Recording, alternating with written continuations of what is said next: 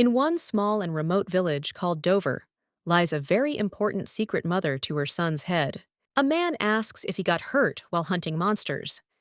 The guy explains that he almost died during the battle.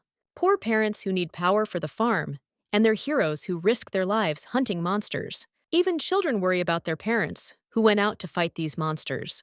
The villagers claimed that they trusted only one remedy: the potion prepared against monsters by the apothecary of Dover. The woman claimed that drinking this potion would give them unprecedented strength.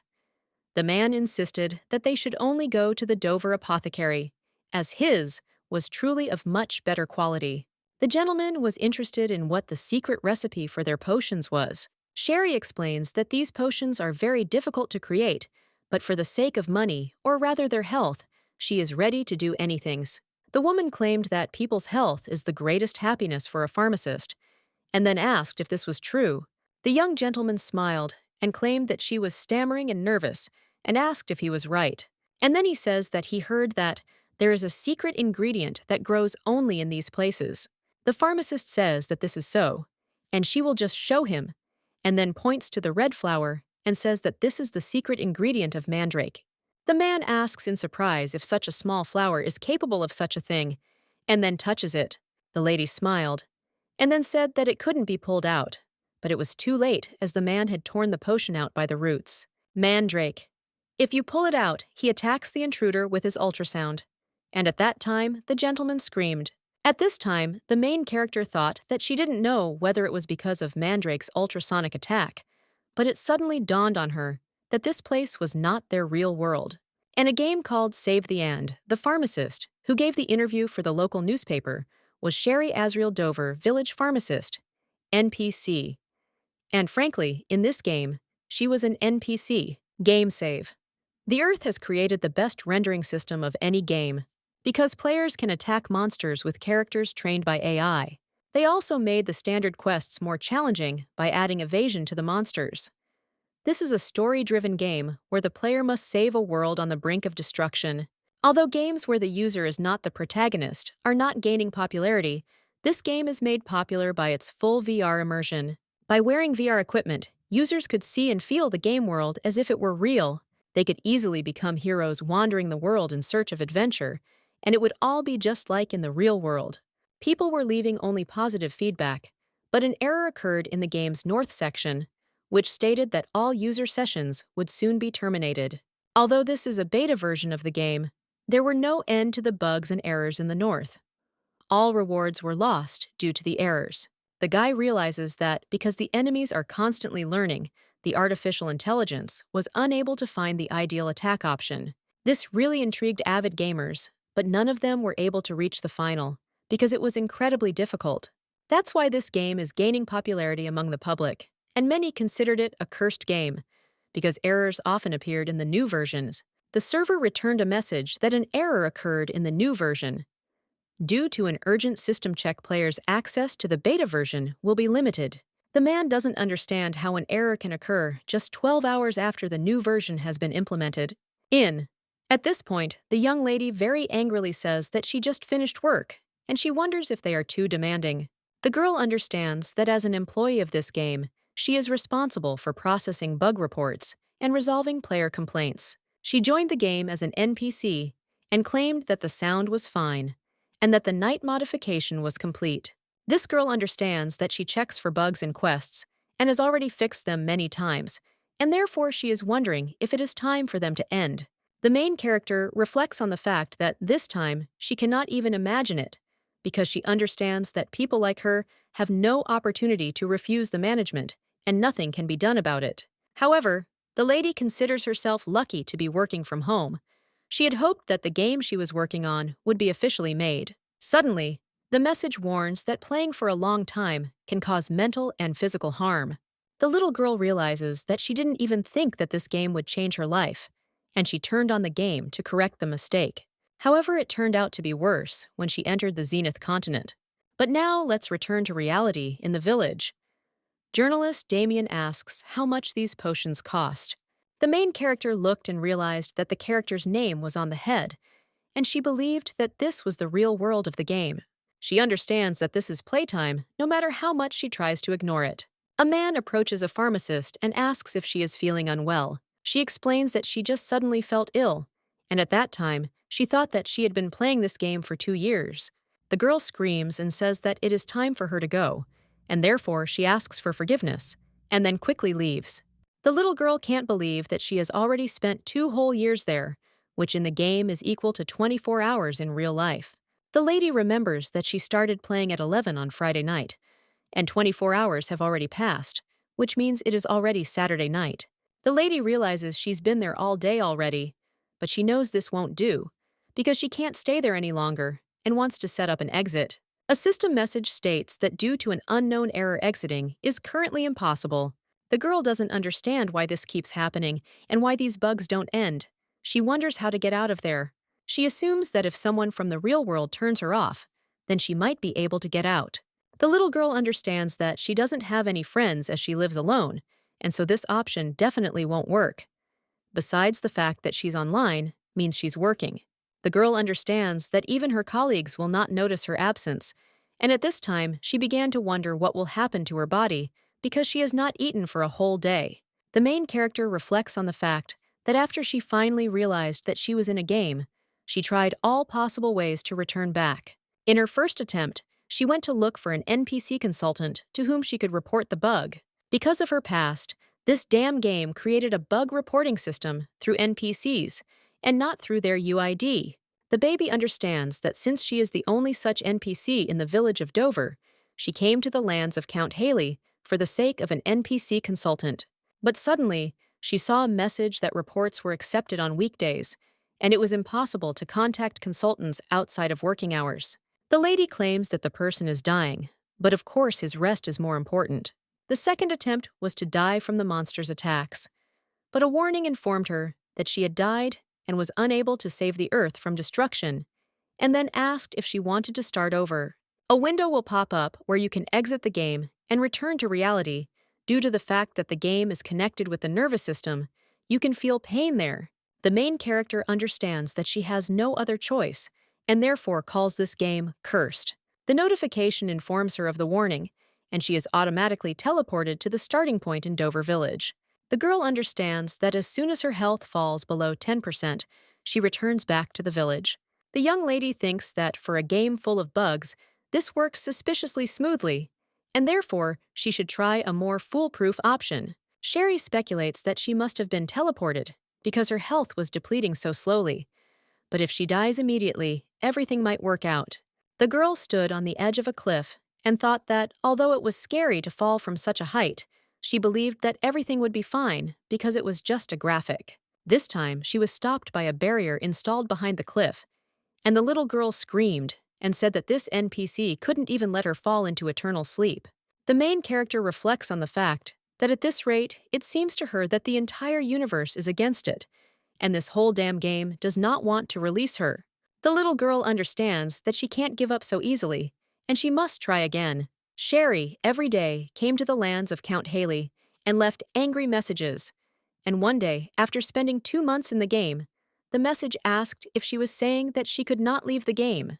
The girl was glad that at least the consultant answered, and at that time, she thought that she would finally be able to get out of there. However, although she sees this nickname for the first time, since it is the production team's jam, they are responsible for a good reputation.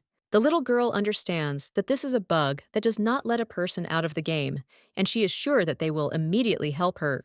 The message indicated that it seemed like she was very scared when she couldn't disconnect from the game. After reading this, the girl claims that she is stuck in the game, and moreover, she is not a player, and asks if they can't see that she is an NPC, and then claims that she is from the operational team and came here for work. The notification asks her to wait a minute, because he'll ask about her. Hearing this, the little girl doesn't understand whether they're making her wait any longer. Sherry, I wonder if the production team can't verify the information about her themselves. The message thanked her for waiting, and task force worker Sherry confirmed her identity. And then she reports that she entered the game as a pharmacist in the village of Dover, NPC Balls Ariel. The main character wonders if they've found the cause of the bug. Meanwhile, she's thinking about how she needs to control herself, as nothing good will come from her complaints. The worker explains that it appears the error occurred when they closed access to the north for a full check, and asks if he can return to her after the northern service team responds. Sherry, screaming, says that in no case, because she waited for their answer for 2 months, and besides, she has been there for more than 20 hours, and what will happen if she dies? The lady looked out of the window and saw that something was being printed, and she didn't understand why it was so slow, because she didn't really have time. The notice states that in this case, they sent one worker to her address to remove the equipment from her head, and then asks how she feels about it. The little girl screams and tells them to send it right now. The notification says they're sending a worker to her, so she should wait. Sherry screamed and said that she would wait, and at that time, she thought that she would finally leave there. But suddenly, a notification informs that it will start, unfortunately, with bad news. The conversation that followed completely shattered all her hopes for life. The screen said that their workers had looked at her house, which was listed at the address in the workers' records, but there was no one in the house. They searched every inch and checked her desk in the office just in case, but she was nowhere to be found, and then they wondered if it was possible that she had connected somewhere else. The girl claims that if she wasn't at home, or even at the office, then where else could she be? And because she's been here for so long, she can't remember anything. The main character believes that she still cannot die from the fact that she is stuck in the game, and then screaming asks for at least help in filing a missing persons report, since she has no family who could do this. The notice says they are very sorry, but current Korean law only allows family members to report an adult missing. After reading this, the little girl understands that she cannot die like this and does not know what to do. The notification suggests not to worry, because those responsible for the North will soon find the cause of the error and will calculate its location using the company's closed-loop system. Sherry thinks that at least they can eat to help somehow, and then asks how long it will take. The screen says about 2 days in the real world. She screams and says that a person could die if they don't eat anything during that time. The notice claims that people don't die of hunger so easily, but she screams and asks if he's kidding. The worker suggests that she calm down for her own safety and says that it was difficult to prepare this, but it will help her get out of the game. The employee reports that due to an emergency, she has gathered everyone from the production team to create an exclusive chat for Sherry, and now they can watch her in real time, without her having to approach the NPC and wait for a response. Sarah thinks that this is the one stuck in the game who can't switch off. Jin asks if she knew that they could die and then says that he himself almost died from such cringe. Sarah asks if they understand how hard they're trying. The main character says she doesn't care. Just let them get her out of there quickly. Ari asks how he dared to express himself like that, and therefore suggests that he watch his language. Jinwoo reports that they said they would help her, but she can't even wait. Sherry claims that after she gets out, she will quit there and leave the worst review. Ari reports that through this exclusive chat, they will get her out within 2 days. Hearing this, the girl asks in surprise if they are serious. Jin says that he will tell it for her, and then claims that, in fact, everything is simple, because she just needs to complete the game in 48 hours. The man says that once she reaches the end, she will be automatically returned back, and asks if this is true. She must ensure that the Lord of Nightmares does not fall asleep. The protagonist realizes that she must face the protagonist with the worst character. The game's main character, Prince Ludwig of Kassel, and his courtiers and priests join forces to lift the curse and protect the world. However, they were unable to prevent the nightmares from becoming reality, and since then, people have nicknamed him the Lord of Nightmares. The prince became cruel and arrogant and was subsequently sent to a village where the story of the game began. Users received a quest to prevent the Lord of Nightmares from falling asleep. They would use any means to keep the Nightmare Lord passing through the village of Dover from sleeping, and if they don't succeed, then a disaster will happen. And some said that in the game, characters don't die, so they brutally cut Castle into pieces. After a few turns, the prince began to attack the approaching users and finish them off. At the moment, the number of players killed by his hands has approached the number of those finished off by monsters. Unlike regular users, Cassel does not die in the game and always returns to the village of Dover. The girl became curious about what would happen if more than 2 days passed. The notification reports sad events that have recently attracted the attention of users of this virtual game. In the news, a journalist reported that a girl of about 20 years old was found without signs of life as a result of prolonged starvation due to the game. Gaming addiction led to an accident about the downside of virtual reality. Hearing this, the main character screams and asks what else I could do to die because of gambling addiction. The girl screams and orders them to get her out of there quickly, because she can't just die like that, and therefore suggests deleting her character. Sarah apologizes and explains that it is impossible to delete a character while connected to the game.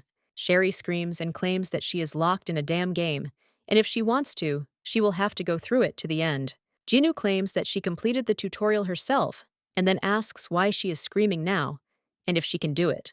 The young lady asks in surprise when she managed to do this, and Ari explains that she can check past entries about the game in this list. It was written on the screen that she had destroyed 100 monsters, and after reading about this, the lady realized that her story was there.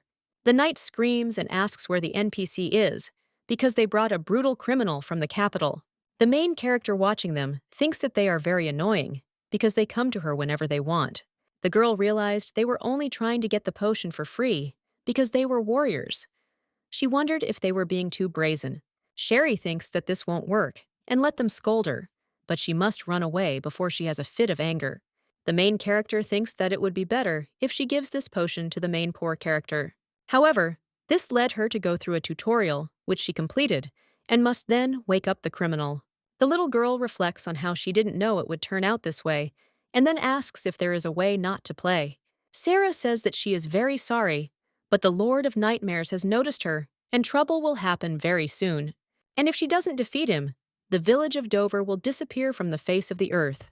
Ari claims that she is an immortal NPC, and therefore will not die.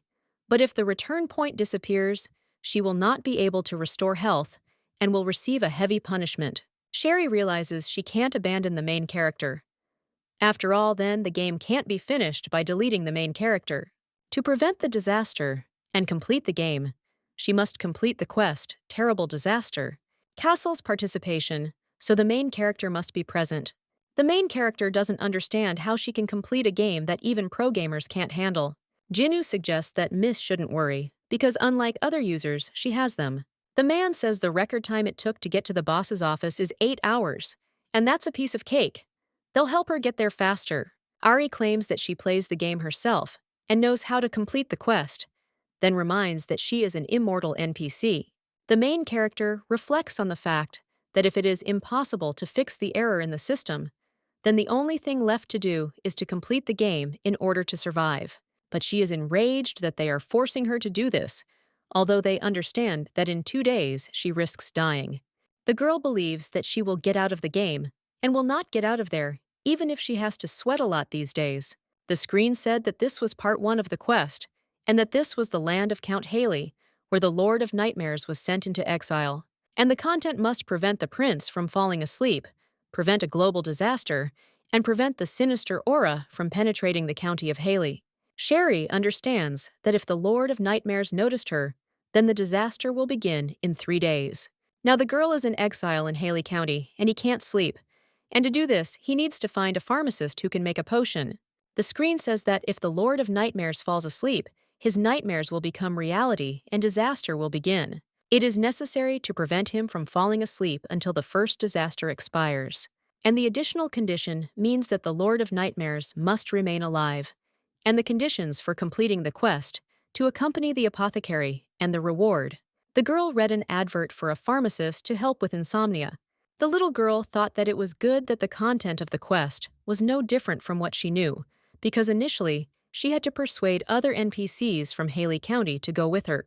The main character believes that, since she is a pharmacist, she thinks she can handle it alone. Ari says that she is a pharmacist, and she does not need to look for other pharmacists. And the settings in this village have already been changed, so she is the only NPC pharmacist. Sarah claims that this is why she can rest assured, and immediately head to Haley County. Jinu says that to make the quest easier, he will change the settings to not show the chat window. The main character thanked him, and at that time thought that he was of no use anyway, so it would be even better this way. The lady understands that since no one is grumbling now, she can go and complete the quest. Sherry meets a man with a sign over his head that says he's Bill the Butler Kendrick. The man asks in surprise who she is, and the girl says that she heard that this place needed a pharmacist. The butler looked at her in surprise and did not understand why she looked so unkempt and thought she looked like a tramp. That is why she would not be allowed into the estate. The servant turns to the butler and claims that it is surprising, but this woman really is a pharmacist. The man explains that there is only one pharmacy in the area and then asks what they will do with it. Bill invited the lady to follow him. Meanwhile, she thought it was a relief, as she'd thought she might be sent back. And walking down the corridor, the girl realizes that it is still light outside, but too dark inside. Suddenly, the girl became interested in what these letters were, because she understood that this was the beginning of a scenario. But the 25th level was quite high. The main character assumes that there is some other quest in Haley County. She looked around the room carefully and didn't remember seeing such a video for users. The little girl looked closely at the extinguished chandelier and guessed that it looked like the name of the main quest. The butler screams and asks why she is standing there and therefore suggests moving faster. Bill knocks on the door and tells the gentleman that he has translated the one he was looking for. And the young lady comes into the office. She greets the count and then says that her name is Sherry Azriel. Heard that he was looking for a pharmacist, and that's why she came. The girl looked at this man who did nothing but watch her. The main character doesn't understand why this man has such manners and why everyone in this game is so AI. However, she's sure he'll like her. The owner of the Haley lands, Count Adam Haley, will later be called the White Sword, because together with Castle Ludwig, he will prevent the end of the world. Sherry understands that she needs to show he has the ability to extract the potion and leave, but she knows that if he doesn't like it, it will be difficult to leave the game. Count Adam asks if she is the apothecary Sherry Azriel. The little girl insists that everything is correct. The count says it's strange, and then asks if she's alone. The girl replies that she is, and that she came alone. And at this time, she doesn't understand what's going on, and she's interested in what else he knows about her. The main character recalls that the user had to persuade the NPC pharmacist and come together. The young lady knows that the AI in the game cannot know this, and therefore assumes that perhaps he just said it. Adam says that she looks more like a tramp or a witch, and if she tries to deceive him, it will be difficult for him to guarantee her safety. The main character watching him sees that it is written that he is experiencing doubt, and she was surprised that the character's emotional state window writes about him. In this game, you can learn about the character's emotions through their expressions lines and also through the status window. However, the level of sympathy is not expressed in numbers, so closeness with other characters could only be measured by their lines. One could guess, even without any measurements, that the level of trust is currently very low. The lady understands that he is definitely biased towards her. The butler, screaming, turns to the pharmacist and offers to take off her cape and show her face to the count. At this time, the main character thought that she had decided just a second ago that she needed to make a good impression on him. And the butler comes up to her and then screaming asks why she is stamping her feet like that, and with all his might pulls her hood off. The little girl thought that this man was very rude and that even though she looked unkempt, she couldn't take off her hood. The young lady realizes that without her hood, she looks too conspicuous. Her beautiful skin is like the snow-white porcelain of the Joseon dynasty. The girl knows that she has soft hair, as if woven from silk violet eyes, reminiscent of two amethysts, and all this describes the appearance of Sherry Azriel. The main character realizes that she spent so much effort to customize the character's appearance, and suggests that maybe he will fall in love with her, and they will have to be together until the end of the game, and this will be inconvenient. The lady understands that she needs to quickly change the topic of conversation, and then says that she has a potion that keeps her awake. Sherry asks if he was looking for him, and then says that if he doesn't trust her because of her appearance, then let him take only the potions, and she will leave. The main character looked at the gentleman and thought that he most likely didn't have the skills, because he wasn't looking for her for that reason. The little girl understands that the pharmacist must initially remain in the count's estate and personally give the protagonist the potion to prevent the end of the world. The girl believes that during this time, she can complete other quests and finish the game, and since there are many servants, they themselves are able to give him the potion. Sherry says that she is not particularly interested in a reward, but if this potion helps him, she will consider it an honor. The count says he wrote that he needed a pharmacist who could solve his insomnia problem, and she brought potions for wakefulness. The main character reflects on the fact that this question is a trap for users. The tutorial describes how to destroy the Nightmare Lord. His awakening could lead to a real catastrophe. The girl remembers that under no circumstances should she allow the Lord of Nightmares to sleep until the day of the prophecy where he is right now comes. The main character realized that she simply needed to obtain a sleeping product since users who click skip are buying a sleeping potion out of ignorance. Warriors typically kill 100 monsters to prove their worth. The lady reports that a convoy of convicts passed through their village. Sherry thought that the pharmacist could not prove his abilities in the same way, and therefore it was worth pretending to be the good-natured person that Adam liked so much. The main character reports that she heard that this criminal should not sleep under any circumstances, and that as soon as he falls asleep, many people could get hurt.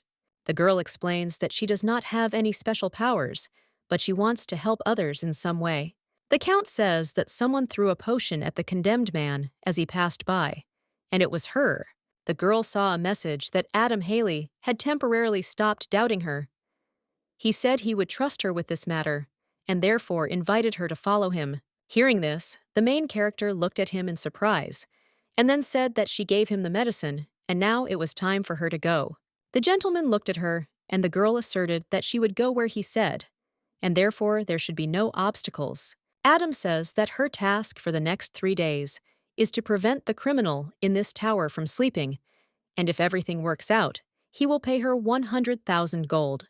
The Count gives the keys to the dungeon and informs him that the prisoner is chained with magic chains and is therefore unlikely to escape. The man tells her to still be careful when entering the cell. The little girl assures that she will take this into account, and the master says that it is time for him to go, and he will order the maid to prepare a room for her. At this time, the main character thought that everything went wrong, but she wanted one thing, but it turned out differently, and that means that behind this door is Castle. Sherry remembers that she has only seen him in other players' videos, and feels a little nervous. The little girl understands that she needs to quickly complete the game and get out of it. When the girl entered the room, she saw a man who was chained, and looking at him, she realized that he was very handsome. Sherry reflects on the fact that after a personal meeting, it is immediately clear that this is a completely different level of beauty. The baby understands that he looks calm, but thinks it's better to be careful. The girl greets the gentleman and says that her name is Sherry Azriel, and she is a pharmacist. And then she asks for forgiveness and explains that his head was tilted in an awkward position, and she won't be able to give him the medicine. However, the man remains silent, and the lady says that nothing can be done, and that she will have to move it a little. Cassell raised his head and ordered her to take her hands off if she didn't want to die. Hearing this, the lady thought that he had definitely harmed himself so as not to save, and he also didn't like being touched. And she completely forgot about it. And besides, he is chained in magic chains and probably has no strength. Sherry assumes that one blow probably lowered her points, and she will continue to act like this because she cannot die because of the castle. The young lady announced that she would be wearing gloves from now on. And at that moment, I thought about the fact that the gloves were a sensory-blocking artifact that eliminated the user's sense of touch. Above the guy's head, it was written that the Lord of Nightmares is currently unable to move due to a condition violation. The girl suggests that maybe he lost too much strength while threatening her, and he is almost falling asleep, and therefore, it is necessary to quickly give him the potion before he really falls asleep. Sherry says that by the Count's order, he must drink it, but now he is not able to drink it on his own. The lady says that if he doesn't mind, she will help him. The main character reflects on the fact that no windows seem to pop up, that he doesn't trust her, and there is no ominous aura felt. The girl thinks that he agrees, and therefore she needs to come up with a way to give him the potion while touching him as little as possible. The lady recalls that she had this pistol with a tranquilizer for monsters, which is used when hunting animals or monsters. Before use, you need to install an anesthetic needle. Sherry smiled and thought that she was a real genius, and said that, as he saw it, this was a magical device for administering medicine. The girl opens his mouth and assures him that it is not at all dangerous, but at that moment she realizes that he looks strange, and then opens his mouth and injects the medicine. However, the man started coughing, and the girl then covered her mouth with her hand and screamed, telling him not to spit it out. The baby understands that he only needs to be patient for a few seconds, and after a few minutes, she realized that she had already managed to give him a drink. After all, she put on gloves, and doesn't think that he will object because of some 5 seconds, and therefore she will use this method from now on. Sherry informs him that she will come to him again when it is time to take the potion, and therefore suggests that they rest. Standing near the door, the girl saw a system alert. It said that the Nightmare Lord had a slight urge to kill her. The lady understands that she only gave him the potion, and he already wants to finish her off, and she began to wonder if sympathy indicators are important now, and the potion only lasts for 1 hour. There are also additional quests in Haley County Cassell, may develop an immunity to the potion's effects, causing its duration to shorten, eventually causing the cure to stop working altogether. The problem is that the probability of immunity arising appears at random. The main character reflects on the fact that luck will suddenly turn away from her, and the potion will no longer work on Castle. She believes that one cannot be 100% sure that this method can prevent a disaster. Sherry thinks that she can't trust only the main quest, and that she needs to complete the rest. The additional quest stated that she had to find and destroy the Dark Eater centipede. The monster that appeared in Haley County will receive a dark essence, and it is necessary to subdue the ancient sword hidden in the county and gain Adam's trust. The sword lost its light. It remained in this place for a long time, and no one could pull it out. Even if it were pulled out now, it would be nothing more than useless iron, since the sword's life has ended. The rusty sword that had been in the tower, where Cassell was imprisoned for a long time, is the very sword with which the ancestor of the Haley family in the past sealed the centipede Dark Eater. Even after his death, the sword continued to hold the seal, but with the arrival of the Conqueror of Nightmares in the tower, the power of the seal began to weaken, and the sword became unusable. So the thoughts of the centipede demon began to leak out. A Dark Eater centipede is parasitizing people in Haley County in an attempt to remove the seal. Such monsters can only be defeated with weapons possessing the properties of light. And to destroy the main monster, a weapon with divine power is required. In each game, the characters possessed by the main monster are different. If it is destroyed, you can obtain the darkest essence. If the sword is infused with dark essence and strengthened, it will become Adam's weapon necessary for unlocking his special powers during the end of the world. To revive the sword, a large amount of dark essence is required, which is not easy to obtain. It's beyond the capabilities of ordinary users, but she has other GMs, so it should work. The girl understands that she will definitely cope if she wants to survive. The main character thought that while she was thinking, their time did not stand still, and she needed to quickly find additional quests. The girl saw a chat window in which Ari wrote that Miss Sherry finally looked at them. Jin asks if she died at the hands of the main character. Sarah writes that she's doing well, as she managed to gain Cassell's recognition. But the main character interrupts her and says that the man on whom the Dark Eater was parasitizing is interested in where this centipede is. Ari asks if she is going to take the additional quest, because he thinks that she took it very seriously. Sherry wonders because of whom she has to endure all this, and therefore suggests answering quickly. Ari writes that she sees one maid inside, who will soon bring food to her room. The young lady asks in surprise whether she will then have to run quickly to catch her.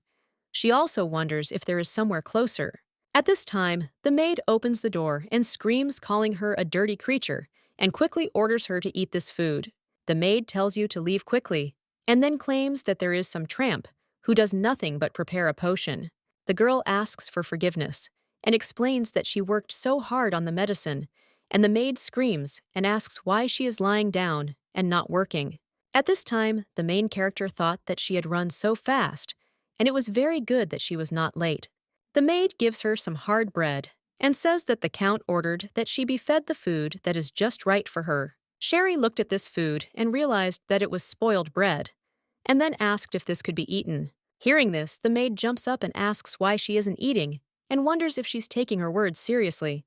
At this time, the little girl thought that she knew that, because of the centipede, people become cruel, but she thought that this was too much. Above the maid's head, it was written that she was a centipede, an arsonist of darkness, and the woman screamed and said that if she didn't eat, she would feed her herself.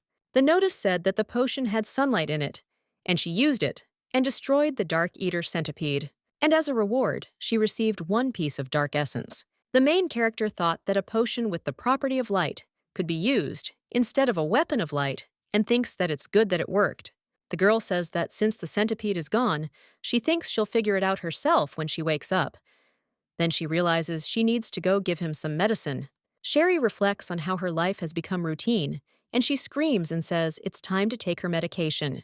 The girl went to the Cassell before the potion's effect expired and gave him the medicine and destroyed the centipedes in the Count's estate. The main character also collected dark essences and imbued the sword with them and the old ones. This could only be done once a day. The sword, now lightless, resonates with an ominous aura. She understands she'll have to do this for 3 more days. The girl saw a notification that the Lord of Nightmares was angry with her, and every time she gave Cassell a potion, he felt angry. Sherry is thinking that she doesn't intend to be friends with him, and therefore it's time to get used to it. The little girl believes that if you look into the future, you can't do nothing, and she became interested in how to win him over. Sherry asks if he likes it when she gives him the potion herself, and maybe she'll give him the potion to strengthen his health so he can take the medicine himself. The lady assures him there's nothing to worry about, and that it's for his own good. After these words, she realizes she's somehow managed to calm his anger. The girl knows that she was able to collect the dark essence, and it didn't take her that much time to do so. A few hours later, the main character announces that it is time to take her medication. The main character thought about the fact that she gave him a health potion and believes that now he will be able to drink it himself. Suddenly, the girl felt that someone grabbed her by the cloak, and the man asked where she had gone. Cassell asks who she is and orders her to answer quickly, then turns the girl over onto the floor and sits on top. Sherry asks him to wait and what's going on.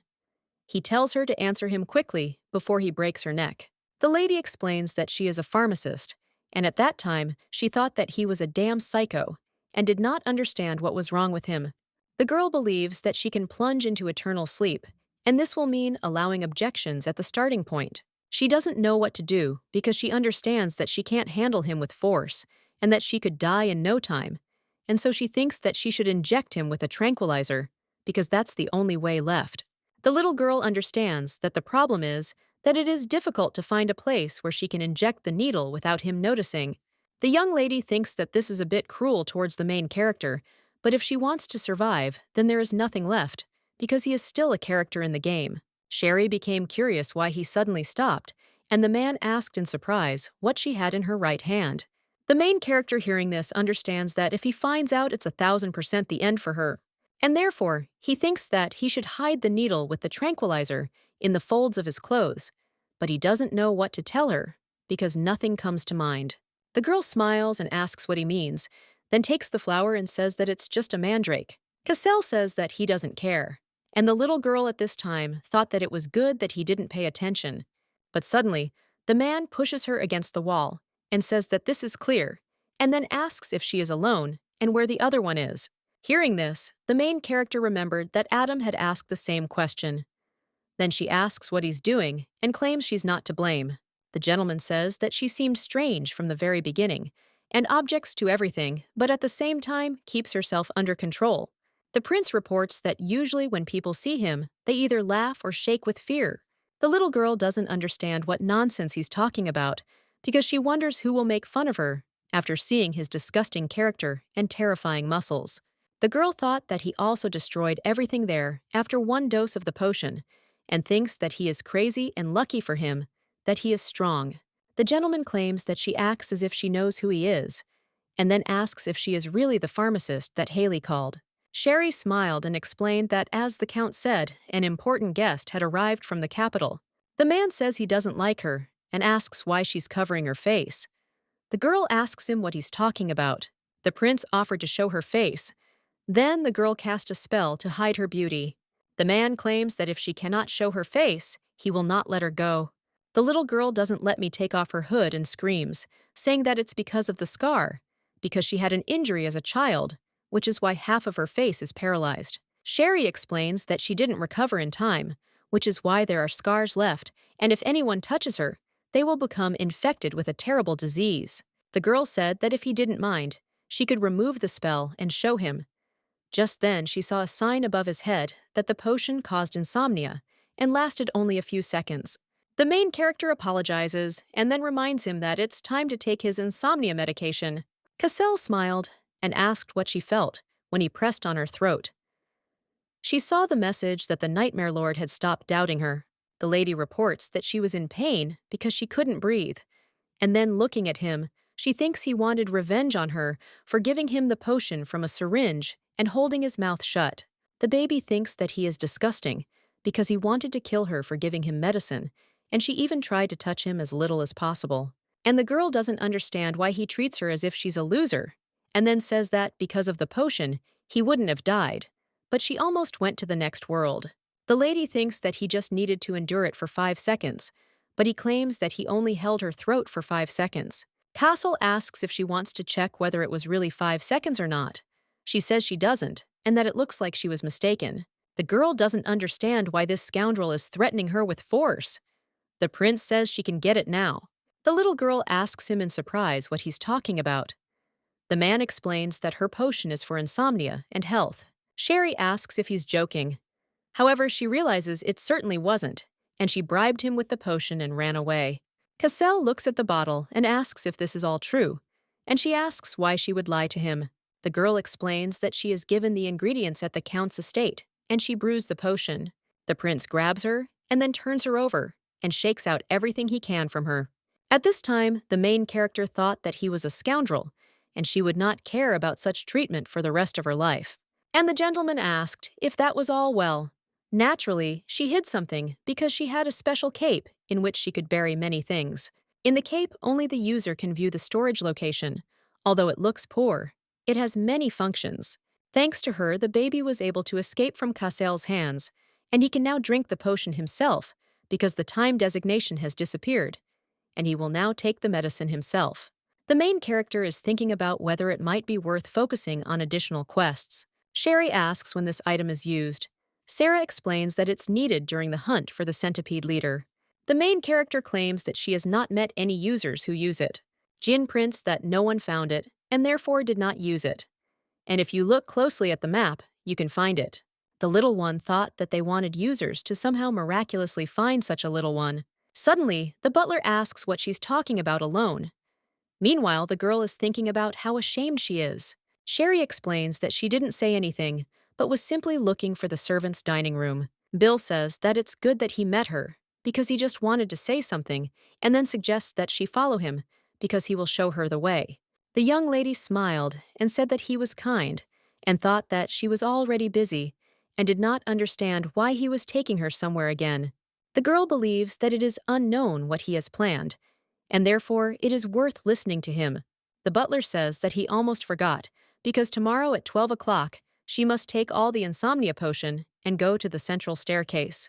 The man says that if she leaves the potion and goes away, he will give her 50,000 gold. The centipedes are causing a disaster to break the seal and free themselves. When the end of the world comes, the freed monsters will provide them with the power to resurrect, which is why they are trying to drive the users and the pharmacist out of the county. This usually happens right before a disaster. The girl realizes that, judging by his proposal, there's a centipede inside him too. The main character understands that there are still 3 whole days before the disaster, and it is too early, but she is interested in what is happening. Bill asks if she is coping with the Count's task, and also how much potion she has left. Sherry realizes that she doesn't have time to chat with him, and can't ignore him either, and then says that it's about enough time to prevent a disaster. The butler again tells her not to forget what she must do tomorrow. The little girl realizes there are still 3 days left until the disaster, and doesn't know what's happening. Sherry knows that this usually happens right before trouble starts, and she has a feeling that everything is happening a little faster than expected. The girl knows that it will be to her advantage if everything ends faster, and then says that 50,000 gold is not very much. Hearing this, the man screams and asks how she talks to them, and then claims that she can trade all her life and never see that kind of money. But then she refuses. The butler asks if she is ignoring his words, because he can easily call her a witch, and no one will bother to figure it out, and she will lose her head. At this time, the young lady thought that the adjutant really was a centipede. Bill, crying out, asks if this all seems like a joke to her, She assures him it isn't and thanks him for showing her the way. The butler agrees with her and calms down a little, and then says that he will not finish her off right now, but will show her what will happen if she does not obey orders. The man opened the door to the room where all the servants were, and the main character realized that a lot of centipedes had gathered in one place. The little girl understands that this is only possible for the main monster, and she realized that he is the butler. Sherry believes that as long as she has a potion and a tranquilizer gun, these centipedes are not scary to her.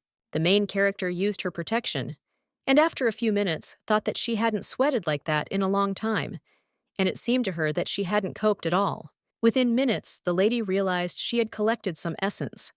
However, she wondered where the adjutant had gone. Suddenly, the door opens and the man screams and says that this is the criminal who attacked the servants of the Haley estate and then orders to seize her.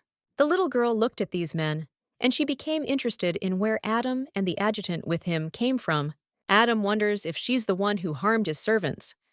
The girl sees a note that he feels a strong distrust of her. The main character thought that maybe she should pretend that she was unconscious, and understood that they could suddenly really expose her as a witch. The girl falls to the floor and says that this is a misunderstanding, and at that time, she thought that next to Adam, this man is the senior butler Frank, and he is part of Adam's inner circle. Bill, screaming, asks what she's talking about. Then he turns to the Count and claims that this girl is trying to harm his family, and that's why she committed such atrocity. Adam tells everyone to shut up, because first he will listen to what happened here, and therefore offers to explain. At this time, the main character does not even know what to say to her, and the butler screams and says that she wanted to harm the family. But the girl screamed and said that the senior maid came to her room during lunch and bought 3 bottles of sleeping potions. The lady reports that the maid said that many servants are worried about the criminal and therefore cannot sleep, so she needs a sleeping potion. Sherry claims there was a dosage error, and when she got here, they were already lying on the floor. The main character realizes she's actually lying and doesn't even blush. Then it's revealed that they most likely mixed the potion with food, and they're all exhausted. The baby claims that the effect exceeded expectations and asks to believe her. The knight reports that none of the servants died, and they are all asleep, and they checked and there are no visible wounds, but he will call a doctor for a thorough examination. Head butler Frank asks why she didn't call the guards then, but simply stood among the unconscious people. The main character claims that this happened because of her potion, and she was trying to find some solution. Sherry, hearing this, I thought that he turned out to be smart, although he wouldn't say so from his face. Adam asks if there is a drop of lie in her words, and the lady assures that, of course it is. The Count tells her to let go, and when the girl heard this, she approached him and dodged, and then thanked him. The little girl thought that she was saved, and he really turned out to be a selfless white sword. After all his servants accused her, and she already thought that she would really go to the stake. But their intrigues did not work on Adam. Sherry says that it's time for her to go to the criminal, but the gentleman suggests waiting and asks if the reward is acceptable to her. The little girl asks in surprise what he is talking about, and at that moment, she thinks about when he managed to get so close. The girl wondered if this had been Adam's command, not the centipede's offer, and he asked if she was satisfied with the offered reward. The gentleman wonders if this isn't enough for her to drop the potion and leave. The girl doesn't understand why he needed to offer her such a thing, and suggests that perhaps there's a monster inside him too. The main character understands that unlike other centipedes, he does not have blurred vision or dilated pupils, and therefore it is difficult for her to understand, because his character is very calm. Sherry thought that first she should answer, because caution wouldn't hurt her, and then she says that it is true and that's not enough. The butler screams and asks what kind of ungrateful girl she is, and how she will never earn that kind of money. The gentleman suggests they calm down and talk again tomorrow. The young lady agrees and says that she will then go to prison. As the main character was leaving, she thought that she needed to run before they pestered her again with strange questions. A girl asks if the main character can become a centipede. Ari writes that this scenario doesn't have settings that allow centipedes to possess the main character. Sherry wonders why Adam ordered the adjutant to expel her, and she doesn't understand how the author of the game cannot know this. Sarah writes that they can monitor the situation via chat, but they cannot know all the changes in the game. The main character asks in surprise what they know. Then she decides to mind her own business. The girl thought that she had a bad feeling and didn't know if it was really impossible to find out right away. But be that as it may, she had a specific task. Sherry was informed that she had arrived, but the gentleman said she was late. The lady thought he was being impudent since she had only been gone half a day. The little girl noticed a lot of empty potion jars on the floor and thought that she would definitely go crazy soon. And then screaming, she said that she told him to drink 1 potion an hour. Cassell explains that he wanted to sleep, so he drank, and asks if there were any problems. The girl thought she must be crazy because she couldn't understand how she could have trusted him and given him the potion. She knew that drinking less than 10 bottles in 3 hours was already abusive. Sherry ponders that if he drinks so much, he might develop resistance, or on the contrary, an addiction to the potion. After all, if Cassian falls asleep and thereby causes a catastrophe, she could die. The man explains that 1 dose per hour was not enough for him, and that the potion was of low quality since its effect was almost zero. The girl objects and claims that there is no problem with her potion, and does not understand how he can say that because of him. After all, she ran here like that. Cassell says that he will have to complain to the Count that the pharmacist he hired wants the destruction of the Haley family. The main character angrily asks what this unthinkable accusation is, and then claims that she has already obtained the Count's confession that she is mentally healthy. Hearing this, the man thinks that the problem is in him, and therefore suggests that she talk less and better, give him the rest of the potion, and get out of here if she doesn't want to die. Hearing this, the little girl thought that he was rude, and then said that she was not talking about who was to blame, but about the fact that an excess of the dose could lead to immunity to the potions. Sherry looked at the gentleman and thought that maybe he had already developed resistance and was trying to hide it, ashamed of such a quick effect. The game's main character, Cassel Ludwig, was known for his cruel nature. Despite his horrific personality, fans said he actually had a kind heart, and that's why they loved him.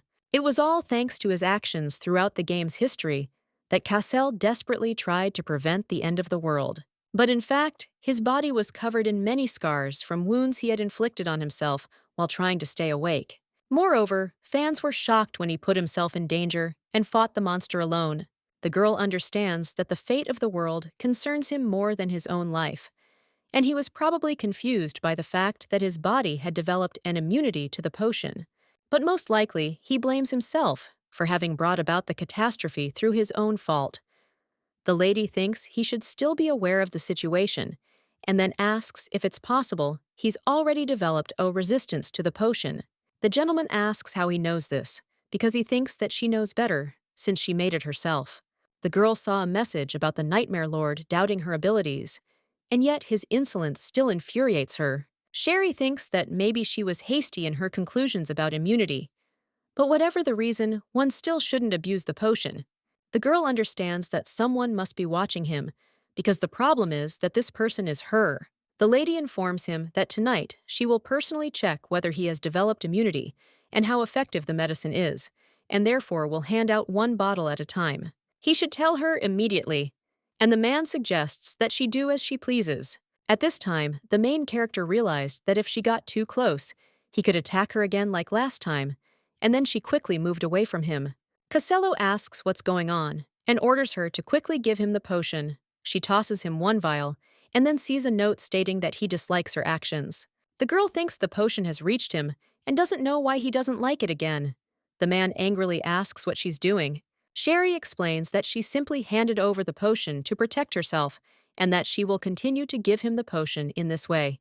The prince tells her to shoot the pistol better like before, but she thinks that this is a good idea, and an inscription appears saying that the Lord of Nightmares has an acute desire to finish her off. The girl knows that at the slightest thing, he immediately gets angry, and therefore she doesn't care about this sympathy, because in any case, Castle will act according to his own plan until the very end of the game. He is one of those who, for the sake of a quick and effective way to prevent a catastrophe, will make peace even with his enemy. The little girl thinks that since he has become interested, he will try to make a deal with hers. Cassell says that he is warning her for the last time, because he believes that it is better for her to give him all the remaining potions and leave. Sherry objects and says it's not allowed, and he asks why.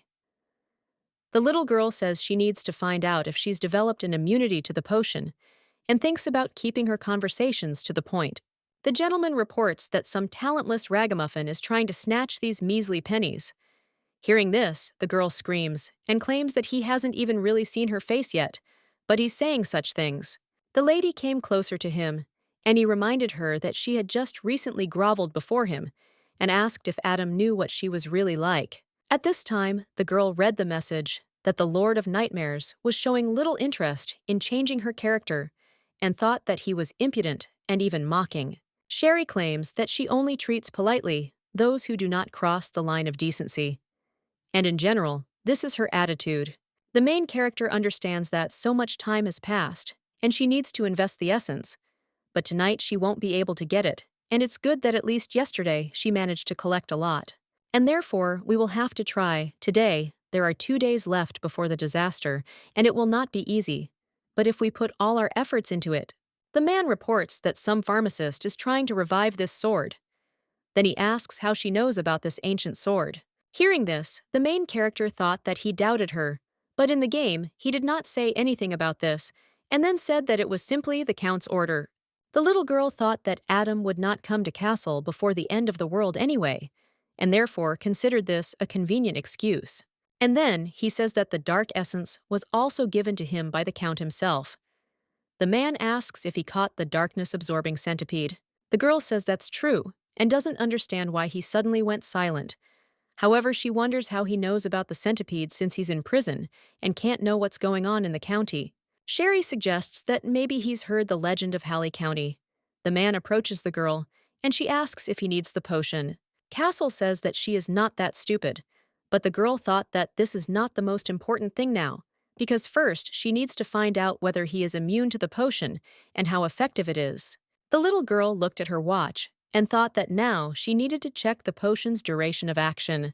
After 25 minutes, she realizes that the duration of action does not decrease if she takes 2 portions per hour, but she thinks that these reserves should be enough. She just needs to make sure this time doesn't get shorter, and everything will be fine. She asks if it's better for him to take the potion every half hour now. Castle suggests giving him 30 bottles and getting lost, because she also needs to rest to brew the potion. Sherry tells him she's not resting, and he asks surprised if she's resting at all. She explains that it's the so-called calling of a pharmacist, and that she's simply very responsible. The main character thought that this was not a real body, and she did not feel tired, even if she did not sleep. The girl says that since they have figured out the time of action, she will go to the Count and then gives him the jars, and suggests using these watches to check the time and drink 1 bottle at a time. She looked at the man and saw a message that the Lord of Nightmares doubted her health and felt a little regret looking at her. The little girl thought that maybe he was powerless because of the magical shackles, because they take away his physical and magical powers. But she only awakened his consciousness, and therefore she even felt a little sorry for him. Sherry doesn't know if she can complete the game only if Castle is active, and perhaps she can feel a little sorry for him. The main character tells him it's a top-tier potion and suggests he take it when he gets out. And then she thinks it's not, because she's worried about him. It's all for her own good. But the man opened the bottle and drank it. The lady screaming asked what he was doing, since she had told him to drink it when she left. Cassell claims she fled like some kind of rat. She read a message that the Nightmare Lord had a slight interest in her. The girl thought that he was just laughing at the fact that she ran away out of fear, and thought that this was truly the worst game, and that it was very hard for her. The main character reflects on the fact that since she has figured out the dosage of the potion, she does not need to wash, but she needs to restore her strength, and thinks that she should take a bath. When the little girl opened the door to her room, she saw 2 men looking for something. She asked what they were doing since she would have taken a bath and found it herself. The main character used her secret weapon and said that she doesn't know what they are looking for, which spoiled her mood.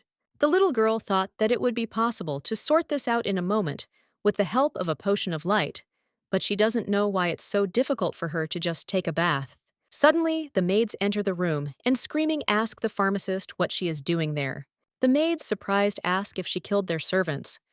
The lady explains that she simply stunned the thieves who were trying to steal something from her, and they lied about it being the Count's order. Sherry insists she didn't kill them. The head maid turns to Olivia and suggests reporting the incident to the butler and calling the knights. The maid tells the lady to go to the count because he is looking for her and believes that he has started calling her often. The girl says that this is true and thinks that he could have stopped looking for her and asks why he called hers. The maid says she was simply told to transfer her. Hearing this, the protagonist doesn't understand whether she's been caught out again. Her something. Then she claims that she doesn't remember buying the sleeping potion from her. The maid explains that the count told her and therefore wanted to ask if she really bought the potions from her. The main character claims that the fact that she doesn't remember anything is because the count doesn't know. The woman smiled and insisted that of course he does. Hearing this, the girl understood why he had called her then. The maid informs the count that the pharmacist Sherry has arrived. He says she has finally arrived and that she hasn't been in her room all night, then asks where she has been. The girl read the message that Adam Haley felt a little hostility towards her, and she realized that he was very angry. Sherry claims that she was near the criminal and asks if he was looking for her. The man asks if this has anything to do with breaking the chains that bind the criminal. She says that's right. At that moment, she thought she knew he already knew everything. The lady explains that she tried to give him the potion, but he resisted, and so she had to make it so that he could take the medicine himself. The main character apologizes for telling him late. The count asks about her lie, about selling the sleeping potion to the headmaid. The lady read the notices that Adam Haley was disappointed and suspicious of her. Sherry explains that this potion has a side effect of memory loss. Adam says that this is the first time he's heard of it, because the sleeping potion can make him sick. But memory loss isn't one of the side effects, and he personally took it, so her lies work on him.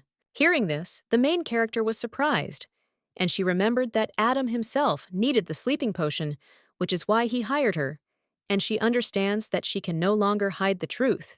Sherry explains that she was actually hunting monsters that were parasitizing on rumors and collecting dark essence, and this was possible with the help of a potion with light properties. The girl explains that she received an order from a criminal, and at that time thought that now she was convinced that Adam knew about the centipede. The main character believes that the game's scenario is developing faster than it should, since the user should have intervened initially, and after which Adam learned about the centipede, but now he already knows about the existence of a monster on his territory. The little girl wondered why he hadn't taken action. The gentleman said he didn't understand why he needed to. The girl says that if she had known, she would have answered long ago. Adam claims he said the man was a serious criminal, but doesn't understand why she's helping him. The pharmacist explains that she is simply doing a job for which she will be paid, and that destroying low-level monsters will not affect his estate in any way. The main character reflects on the fact that he should believe in such a reason. Her goal is to force the main characters to destroy the boss, prevent changes in Castle, and preserve this world. The little girl believes that there is no need to get close to the characters, and if she manages to make them friends with Castle, they themselves will do everything to ensure that the game ends. The girl understands that this requires mending the relationship between Adam and Castle. Then she bows and says that if he's figured everything out, she'll go. The count says that he has a question, and then asks if she is a warrior or a witch who wants to harm him. The main character realizes that she is neither a warrior nor a witch, nor one thing nor the other, and then reveals that she is an ordinary pharmacist who works for a fee. The baby understands that she is an ordinary person who wants to finish the game in order to survive, but she cannot say it. The lady claims she doesn't harm others for money. The gentleman says he appreciates her honesty. The notification stated that Adam Haley had temporarily stopped feeling hostility towards her and now had little trust. The main character following the gentleman thought that she had never seen anything like this in any video and thought that maybe this was a secret passage.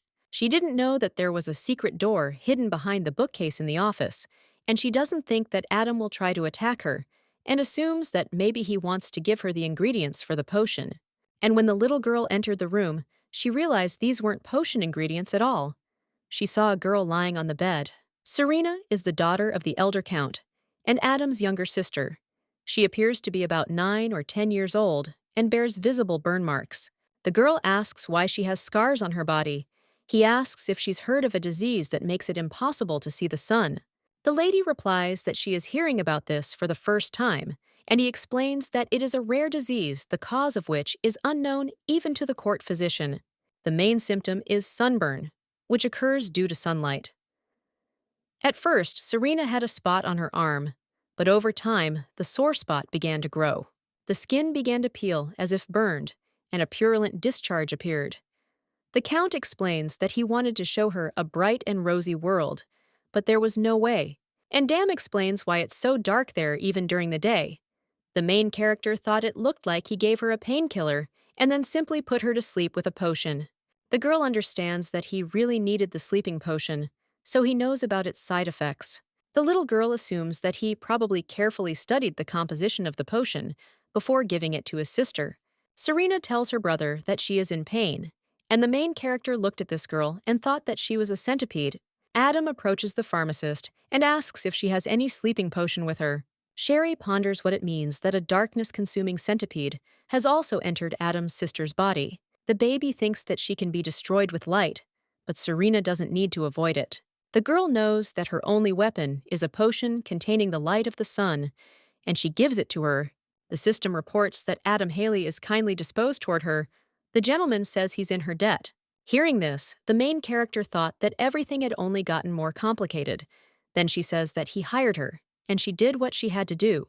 Adam says that she is quite modest, and therefore he will give her one piece of advice.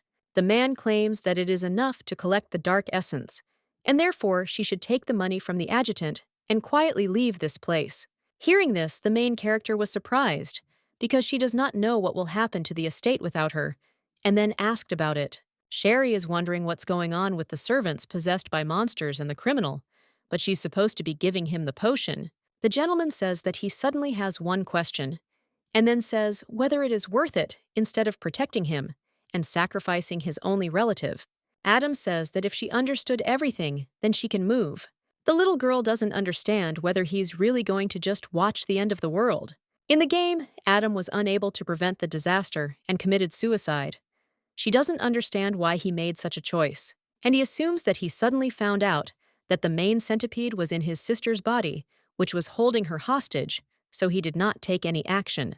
To protect the county, it is necessary to sacrifice Serena, and therefore Adam's behavior is now somewhat understandable to the main character. For the sake of his only sister, he decided to give up the county. Suddenly the man asks why she is standing there and not leaving. The little girl thought that, whatever the reason, if Adam decided to stop protecting the county, then this problem had to be solved at any cost. Sherry assures that she can help him, and at that time, she thought that this is how she can get out of this damn game and stay alive. The girl says that she will catch the main centipede that devours the darkness and find a way to destroy the monsters without harming Miss Serena. The message indicated that Adam Haley still considers her untalented. The gentleman asks what she can do, and what is the point of betting and taking risks when the loss is obvious. The lady says that she knows one way, and in any case she will win or not, and then asks if there is only one outcome. Sherry asks if he still doesn't trust her. Then she says that if she manages to destroy the main centipede, that would be good. If not, he won't be particularly surprised, and will simply kick her out of the county as planned, because he too knows that every cloud has a silver lining. Adam says that he knows this very well, but he cannot trust her if she does not even show her face, and therefore he has no trust or hope for such a person. The Count believes that there is some sense in her words, because every cloud has a silver lining, and if her plan fails, she will regret not taking the money and leaving, and she will not have such a chance again. The man looked at the girl in surprise and asked if she really didn't care at all. The main character reflects on the fact that now he says that he has no hope for anything, but out of despair, a thread of hope has already appeared in his eyes. The girl thinks that he is just a character inside the game, but his desperation and strong desire are very clearly felt. Sherry says that although it will be difficult to completely heal Miss Serena, she will try to find a way. The notice states that Adam Haley has little hope and little trust in her. The little girl then suggests doing just that, and asks if he will allow her to leave the estate for his mission. The young lady suggests not to worry about the potion for the criminal, since she gave him some in reserve. Adam asks if she decided to act immediately, and it is unclear what kind of creature she is, and then leaves. Sherry thought that if he understands who she is, then he will no longer be a player, but a real person. But still, he is no longer so hostile towards her.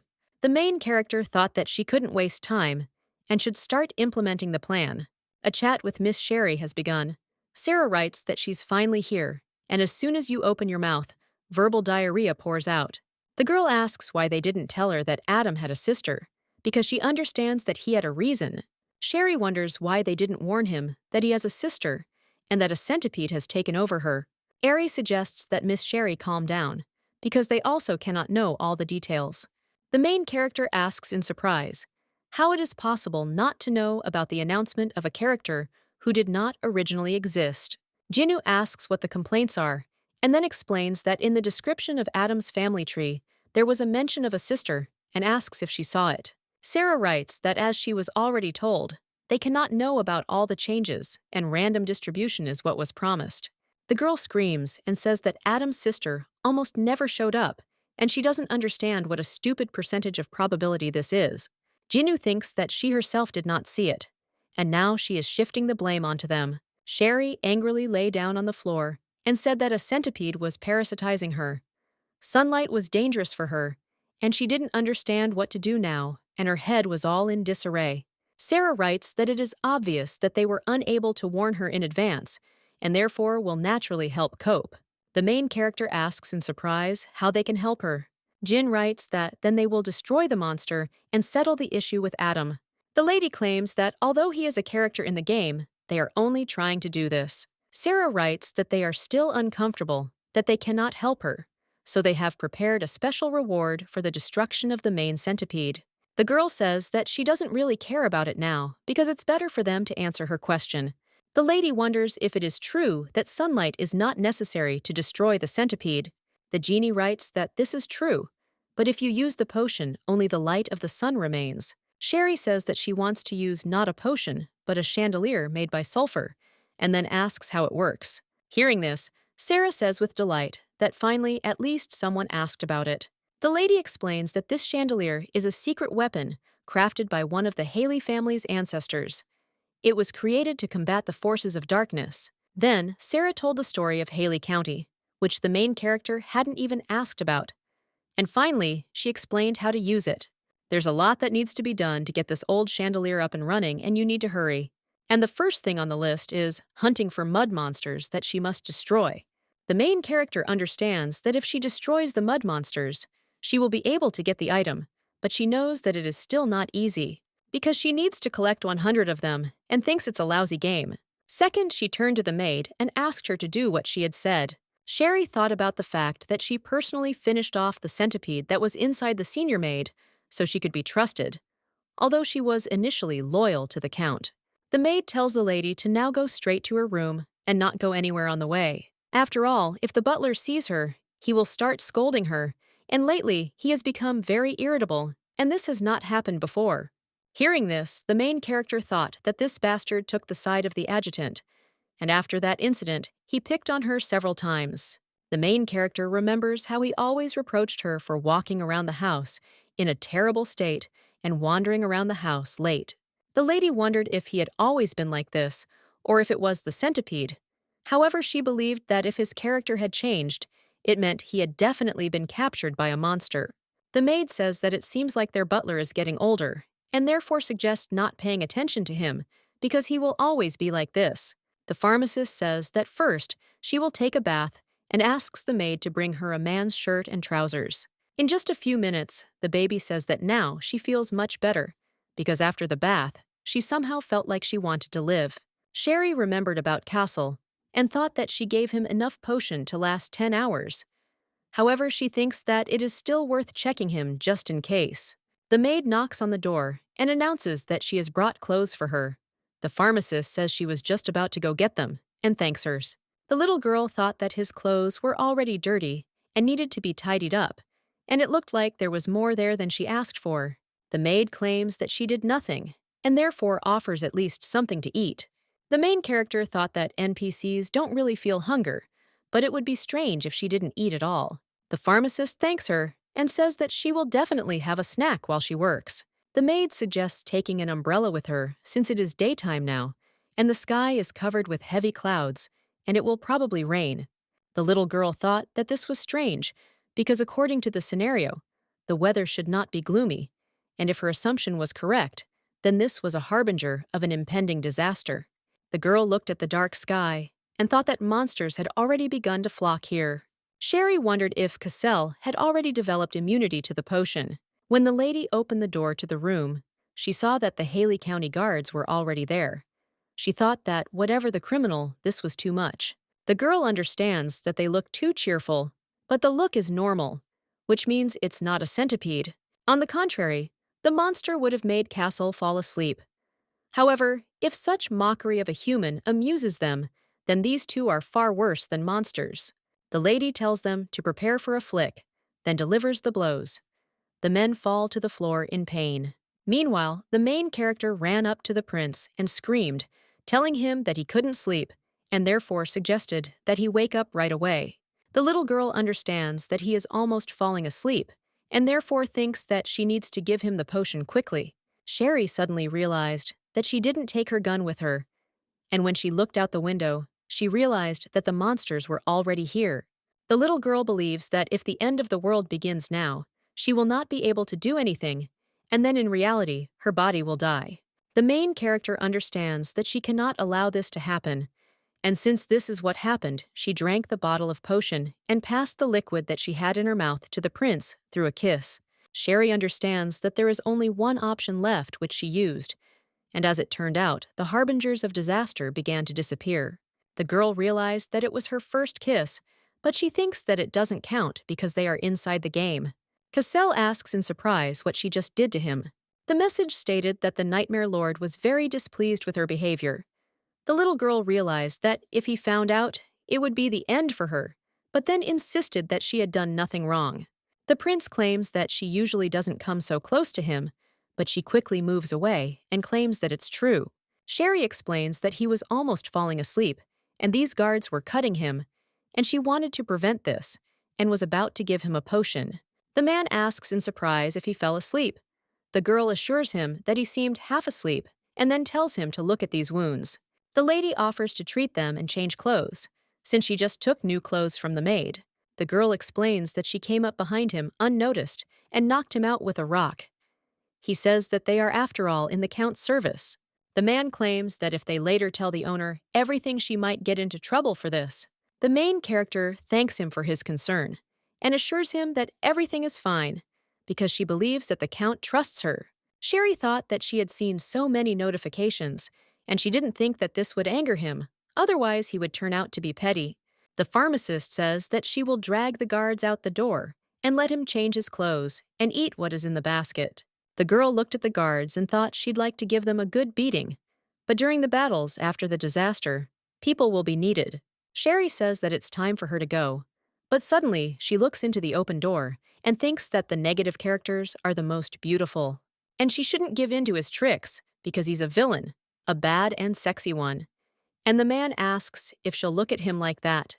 The little girl insists that she wasn't looking at all, but then she saw him take off his pants and scream, asking what he was doing and covering her eyes with her hands. The gentleman says that as she sees, he is changing clothes, and the girl asks if he could change clothes when she leaves. Castle reminds us that she said she didn't watch, but the little girl insists she didn't watch.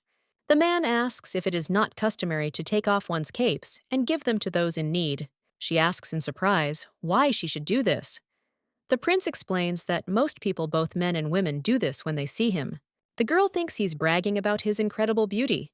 He asks if that's true. The little girl says that objectively, he is of course cute, but not to her taste. The gentleman says she's always groping him. The girl asks what he's talking about because it's good, he came to his senses. Sherry asks if the guards always treat him like this. He insists it's none of her business. The girl thinks that he is stubborn, and then offers to tell her, because who knows, maybe she can help him. The message stated that the Nightmare Lord was experiencing unpleasant feelings due to her unexpected behavior.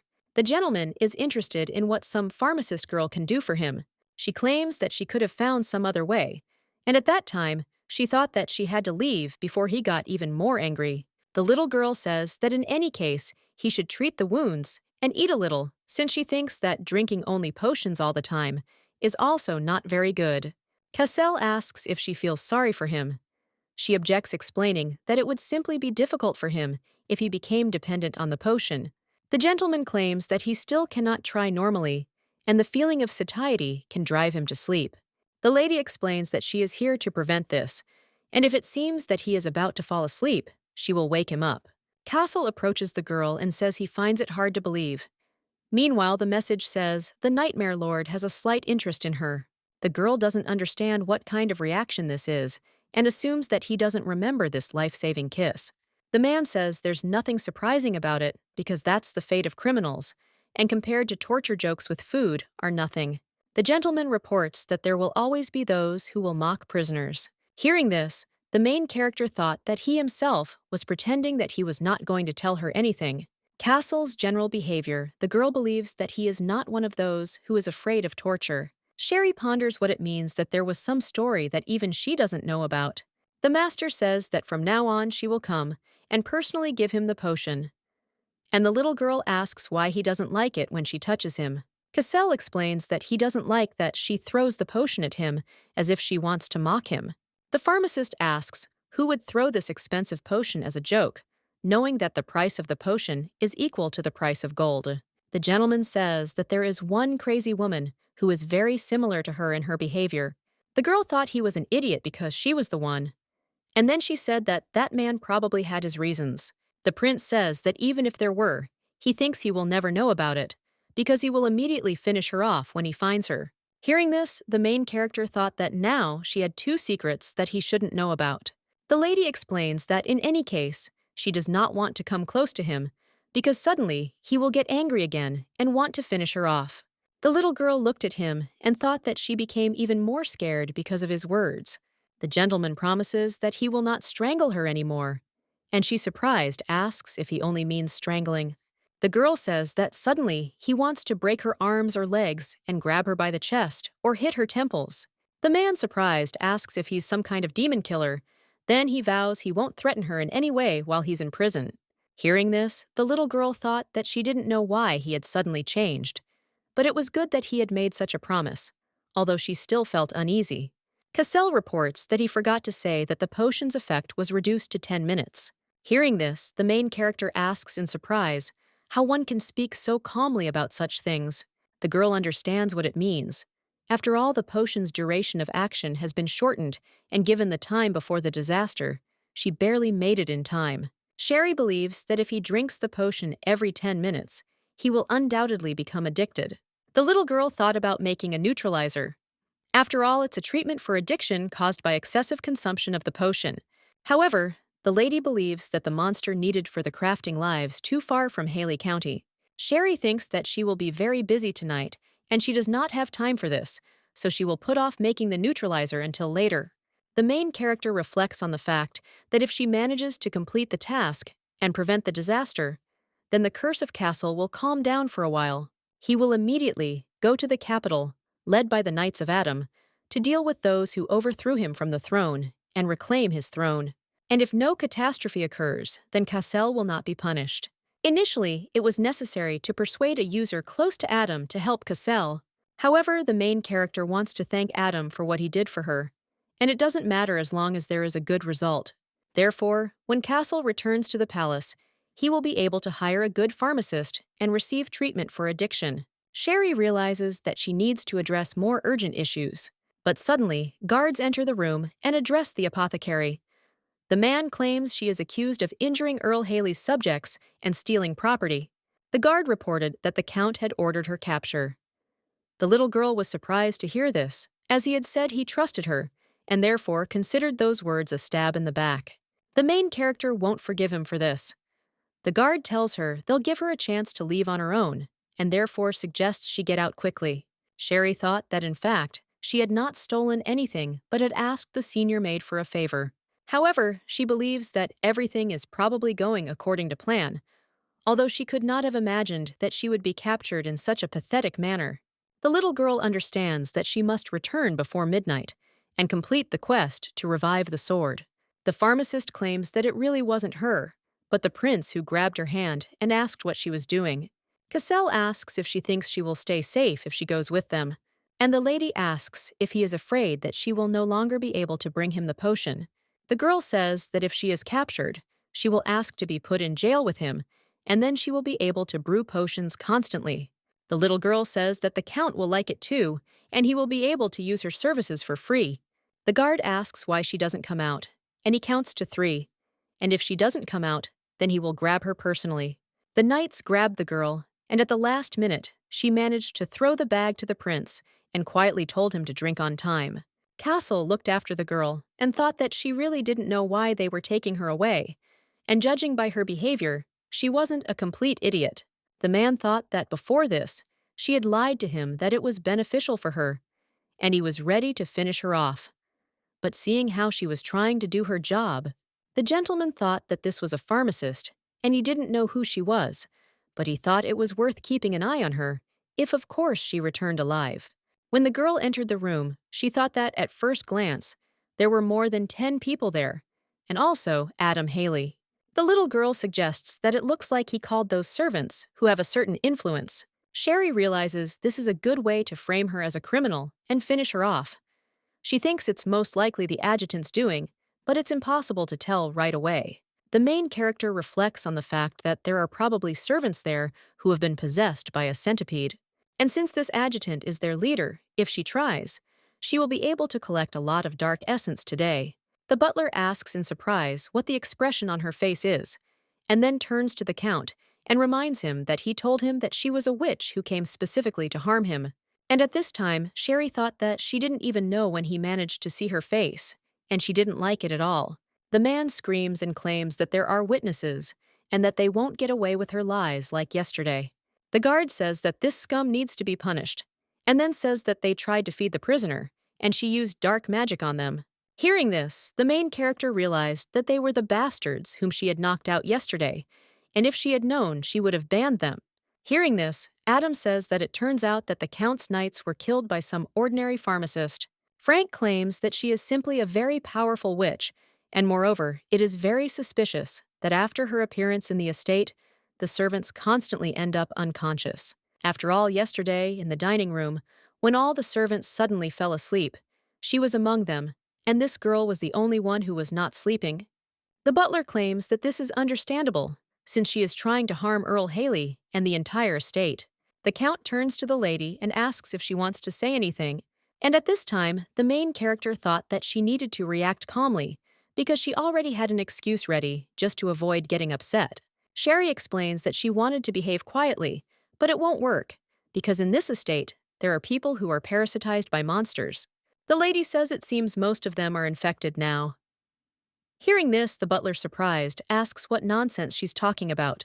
The main character claims that naturally they have nothing to worry about, since with this potion she can easily destroy the monsters, and it has no effect on ordinary people.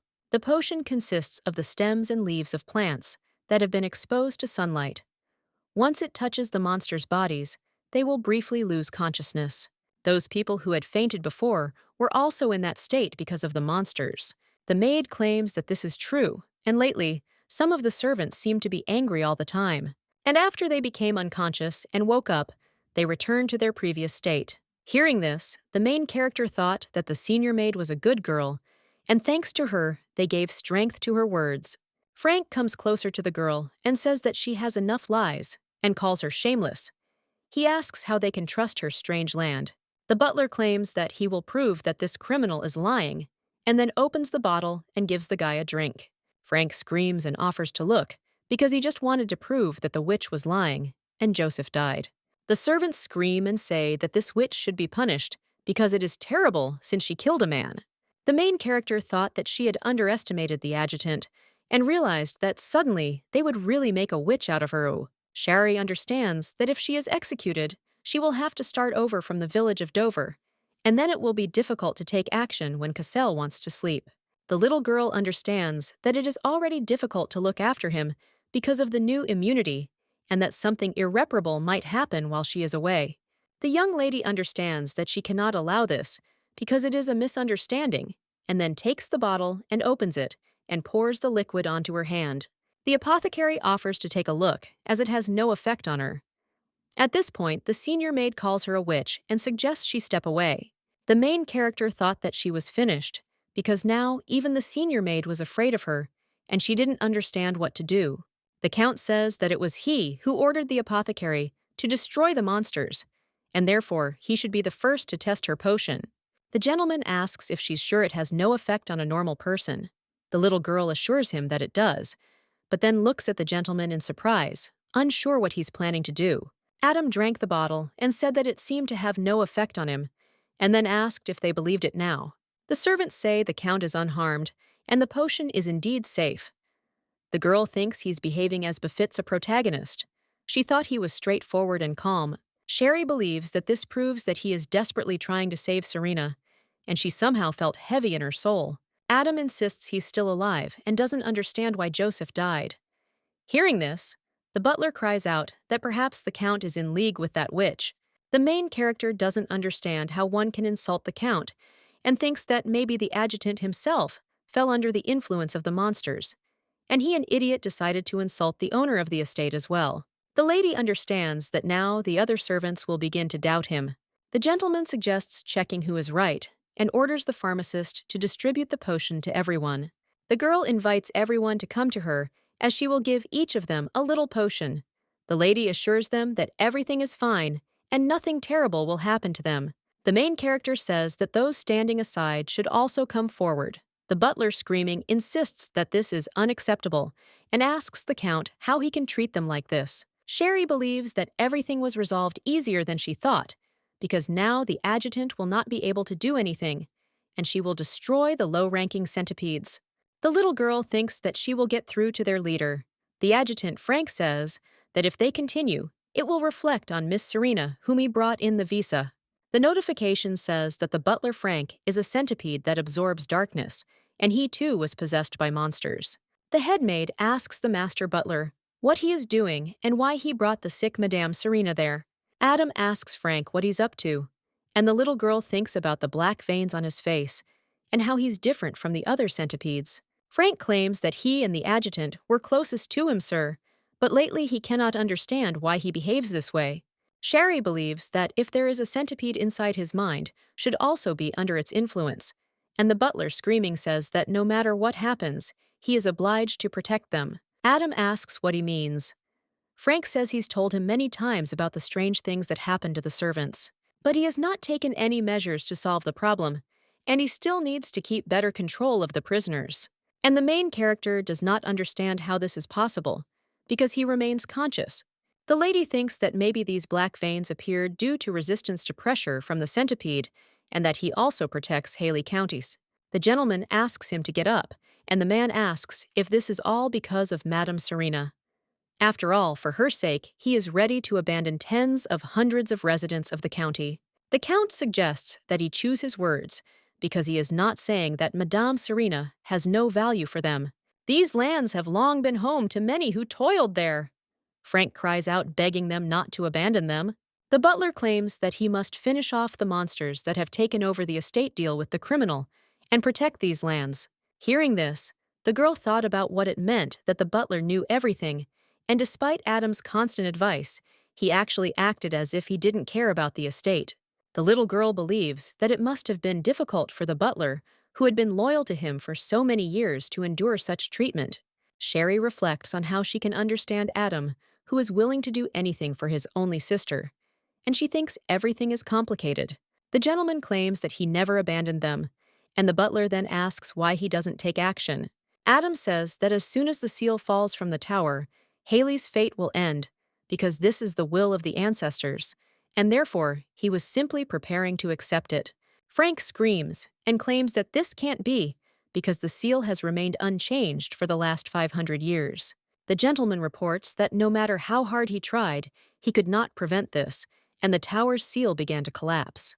The man claims that this cannot be and does not understand whether everyone has abandoned them, and that very monster from the legend has been resurrected. Hearing this, the main character thought about what was happening in addition to the catastrophe of the sword's resurrection and the lack of time in the tower. The seal was also being destroyed. The girl doesn't understand why it was necessary to send a criminal from the Empire to the Haley estate.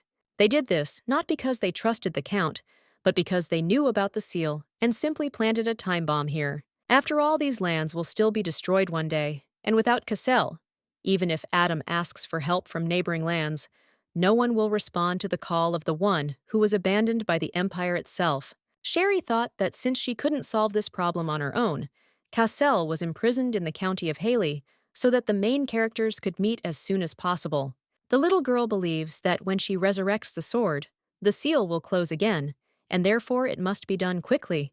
The butler takes Serena in his arms and says that if they want to prolong her life even a little, then they must listen to his orders. Serena immediately, and then he asks what he has in mind. The butler orders him to shut up, and then screaming announces that from now on, he will be the master of the estate. Adam screams and says that he cannot be allowed to harm Serena, and then orders the adjutant to be captured. Sherry doesn't understand when there were so many monsters, and quietly asks the maid if she forgot about her request, and when she gives the signal, she should act. The heroine thought that everything was ready, and now she had to hurry. The adjutant, crying out, asked how they were enjoying his strength, then explained that it was all thanks to his father. After all, it was because of him that he had to come here and look after some brat whose lips were still wet. Adam, surprised, asks what he's talking about. The monster replies that he seems to have forgotten, but the Kendricks were once an honorable family in the East. The adjutant reports that because of one fleeting mistake, they lost everything, and his father forgot about his pride and wanted to borrow money from his dad, with whom he was closely acquainted, but he turned away from them. The man says that their family was ruined, and he prayed that they would not be scattered all over the world, and then screaming, he claims that it is all because of his family. Adam believes he should be grateful that the previous Earl allowed him to work as an adjutant here. The monster tells him to shut up if he doesn't want to see his sister die, and orders him to give him the family seal right now. Then he'll have mercy and let her live. And then he'll make her his wife, because that's much better than his dry, unfeeling attitude. Sherry screams and says that it is so disgusting that she can't listen to it anymore. The adjutant asks the pharmacist when she managed to do this. The girl asks what the difference is, and then with a snap of her fingers, all the lamps go out and the magic suddenly stops. The Haley Estate Magic Disabling Device is an artifact that temporarily neutralizes all magic used by the owner of the estate. The maid opened the curtain, and the others asked why she did it. The man explained that it wasn't sunlight, but moonlight. All the people were surprised, because the lamp on which the moon fireflies were lit up.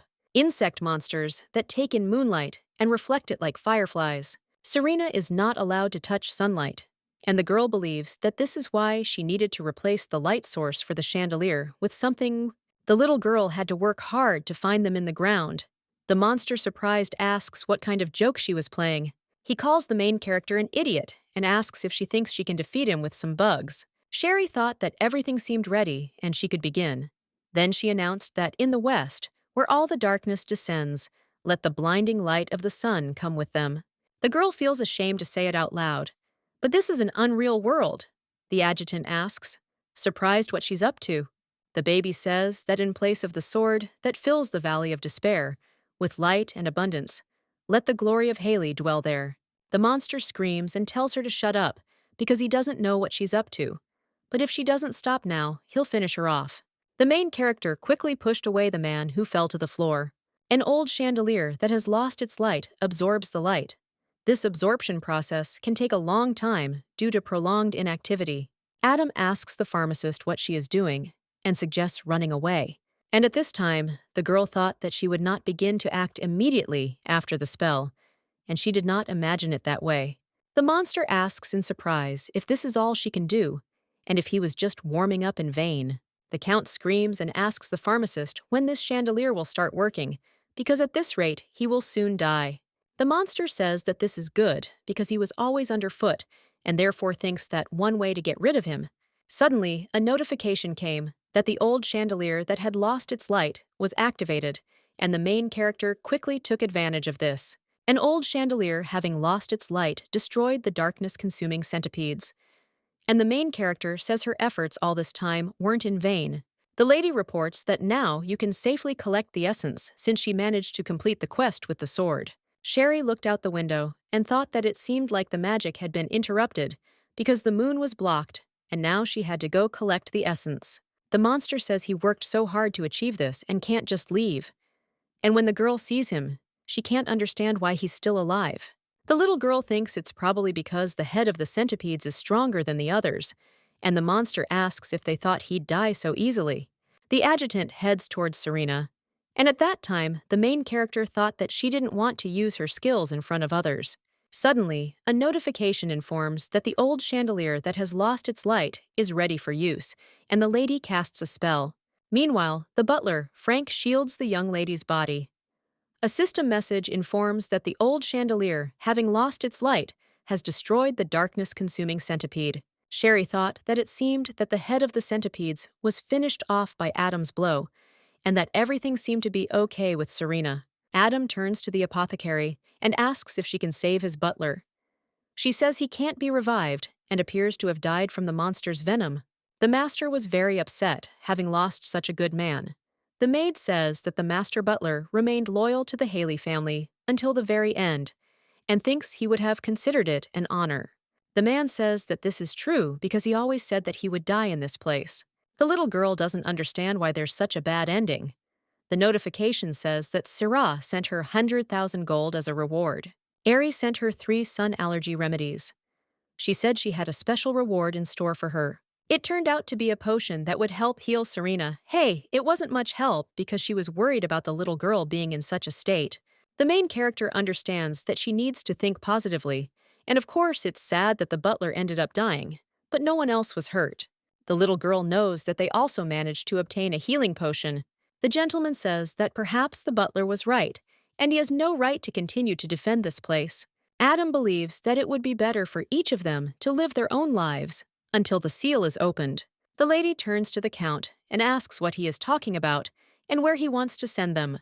The man says that she should leave as far away from here as possible because he will pay all the expenses.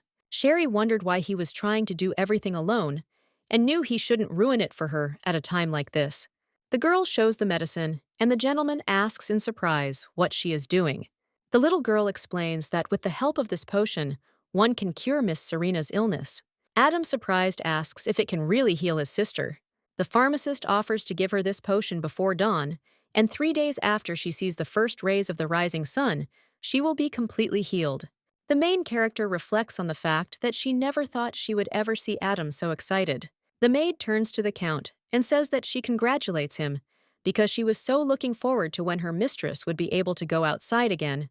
The maid reports that Serena can now run around the fields of the Haley estate. The man asks if they are afraid of the approaching catastrophe. The maid says that if she says no, it would be a lie. The maid says that they do not want to become cowards and run away from here, and they will stay by his side and fight to the end. The master says that he, Adam Haley, the manager of these lands, treats their will with all respect, and together they will protect this place. At this time, the main character thought that she had only helped a little, and the situation began to change. Haley himself protects these lands, and the people there are very straightforward and hardened. Sherry thinks that they will manage without her help, but it's time for her to go to castle. The man approaches the girl and apologizes, and she assures him that everything is fine. The man asks if her name is Sherry, then says her name and thanks her again. The notifications indicate that Adam Haley feels guilty about her and is more interested in her than usual. At this point, the main character realizes he no longer calls her the pharmacist, and the gentleman claims that thanks to her, he was able to get rid of the monsters and save Serena. Adam asks her to accept his apology for being rude to her this morning. The little girl insists it's okay because she didn't do it for praise. The gentleman says there's no need to be modest because his family owes her a great debt. The main character thought he was speaking as if she'd done something truly good. The girl asks what debt he is talking about, since she doesn't understand anything, and whether all of this is included in her payment for her work. Sherry thought that she did it because she was counting on a bonus, but she understands that she will have to spend a lot of money in the future, and she was not given that much, and therefore she must shake it out of Adam. The main character reports that the allowance he was going to pay her through the adjutant was payment for the moon fireflies, and also a lifetime allowance for the fact that she was exposed to danger because of the monsters. The little girl says that she provides the medicine for Miss Serena for free, and at that time, she thought that she herself received it for free, and therefore can afford it. The alert states that Adam Haley doubts her ability to empathize and dislikes her materialism. Sherry doesn't understand what's going on. It's natural, and he's overwhelmed her with work, and she doesn't know how he can doubt her sensitivity. And besides, in this game, he looks more like a robot than anyone else. The gentleman says that he simply has no words, and the notification says that Adam Haley no longer doubts her abilities and has begun to understand her more. The girl became curious because she saw that he smiled, and she doesn't know if he smiled in other games too. The little girl reflects on how a notification window should normally appear about her affection level increasing. After all, she hasn't done anything to increase his interest. Sherry is more interested in completing the game faster, so she needs money more than Adam's sympathy. But it's important to note that these changes are not for the better. The gentleman says that he will pay her for additional abilities, and the girl thanks him and asserts that she will continue to try her best. Adam says that he wanted to ask her something, and at that time, the little girl thought that she was ready to answer any of his questions. The man asks what she knows about their family's secret weapon, this old chandelier. After all, few people know, especially those who recently joined the service. Even he didn't know this fact. The gentleman claims that she is not of their kind and does not understand how she knows how to use the chandelier. At this time, the main character was surprised, because even she did not know what excuse to come up with, since other users had never used it, and therefore thought that it was not that important in the game. The man asks what's wrong with her, and the notification says that Adam Haley has begun to doubt her. Sherry thought that she was finished, and then said that, to be honest, her grandfather told her about it. The gentleman surprised asks if her grandfather knew their family secret. She explains that more accurately, her grandfather heard it from the grandfather of a close friend who lived next door and taught him the apothecary trade. The little girl claims that, as far as she knows, he was a pharmacist who worked for Haley 500 years ago. He said that after the sealing of the monsters, the dark power did not completely disappear, so the head of the clan who lived at that time created this secret weapon. The young lady reflects on how good it was that Sulphur told her about the chandelier. After listening to her story, Adam says that it seems like ridiculous nonsense, but there are too many details to consider it a lie. A system alert informed her that Adam Haley had temporarily stopped doubting her. After reading this, the girl sighed because he believed her. Adam approaches the maid and offers to bring a reward for the apothecary. The maid says she'll have it ready right away. Sherry reflects on the fact that they've sorted out the essence and reward. The master says the maid will bring the reward, and that she should go get it. The girl realized she now had to collect the money and go to the cash register. And when she held the reward in her hands, she thanked him and thought that she had finally received the money. The main character thinks that, even though it's just a game, this is the first time she's holding so much gold in her hands, but she knows she'll have to spend it later, but her mood has improved nonetheless. Adam asks if she is really so happy, and the girl asks how one cannot be happy about the payment for hard work. The man says that she is smiling from ear to ear, and the little girl began to wonder if he is making fun of her. The gentleman asks what the prisoner promised her that made her try so hard to please him in everything, and suggests that she better say whether she really thinks that he will pay her. The main character thought that she always thinks about Castle first and foremost, and it's natural that the distrustful Adam would ask such questions. Sherry understands that he is probably trying to find out if she knows about Castle's identity, and now it will be easier to say what she has long wanted to say. The lady turns to the Count and asks what he thinks. He asks surprised what she's talking about.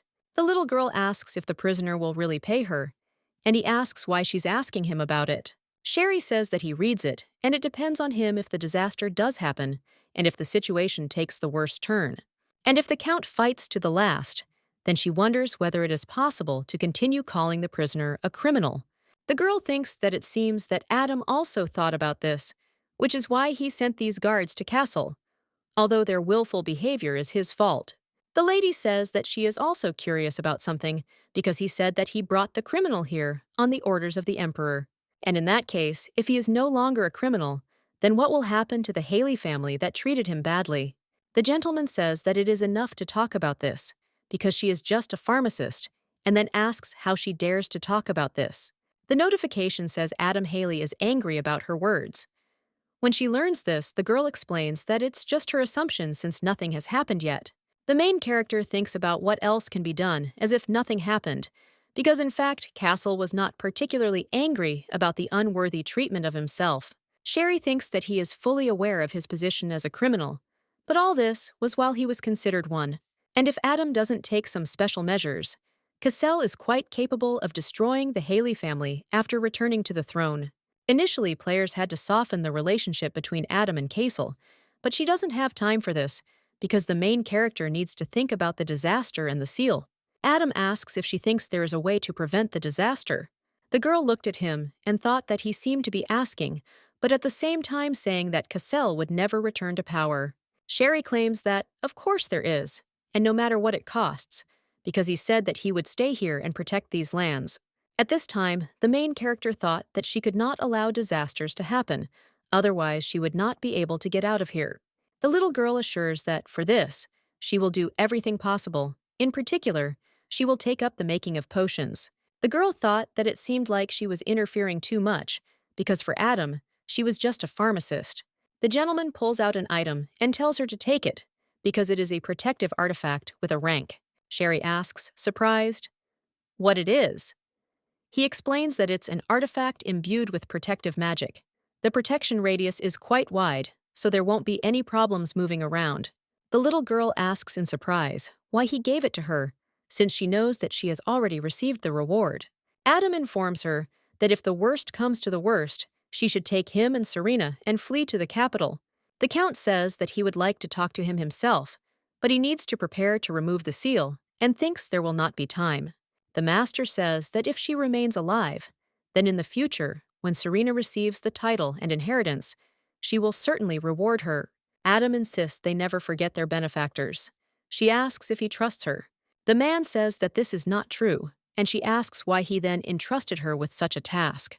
The Count explains that he cannot say that he completely trusts her, but those who love money will do anything for it. The little girl insists that she is not that obsessed with money, and at that moment, she thought that he does not believe her words at all. Suddenly, the main character asks in fear if it is an earthquake.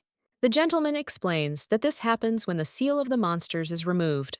Suddenly, the main character saw a notification that a genie was calling her. The little girl said she was so scared and wanted to know what was going on. The Count asks in surprise what she just said, and the girl assures that she didn't say anything. Adam informed her that since she had received the reward, she could go.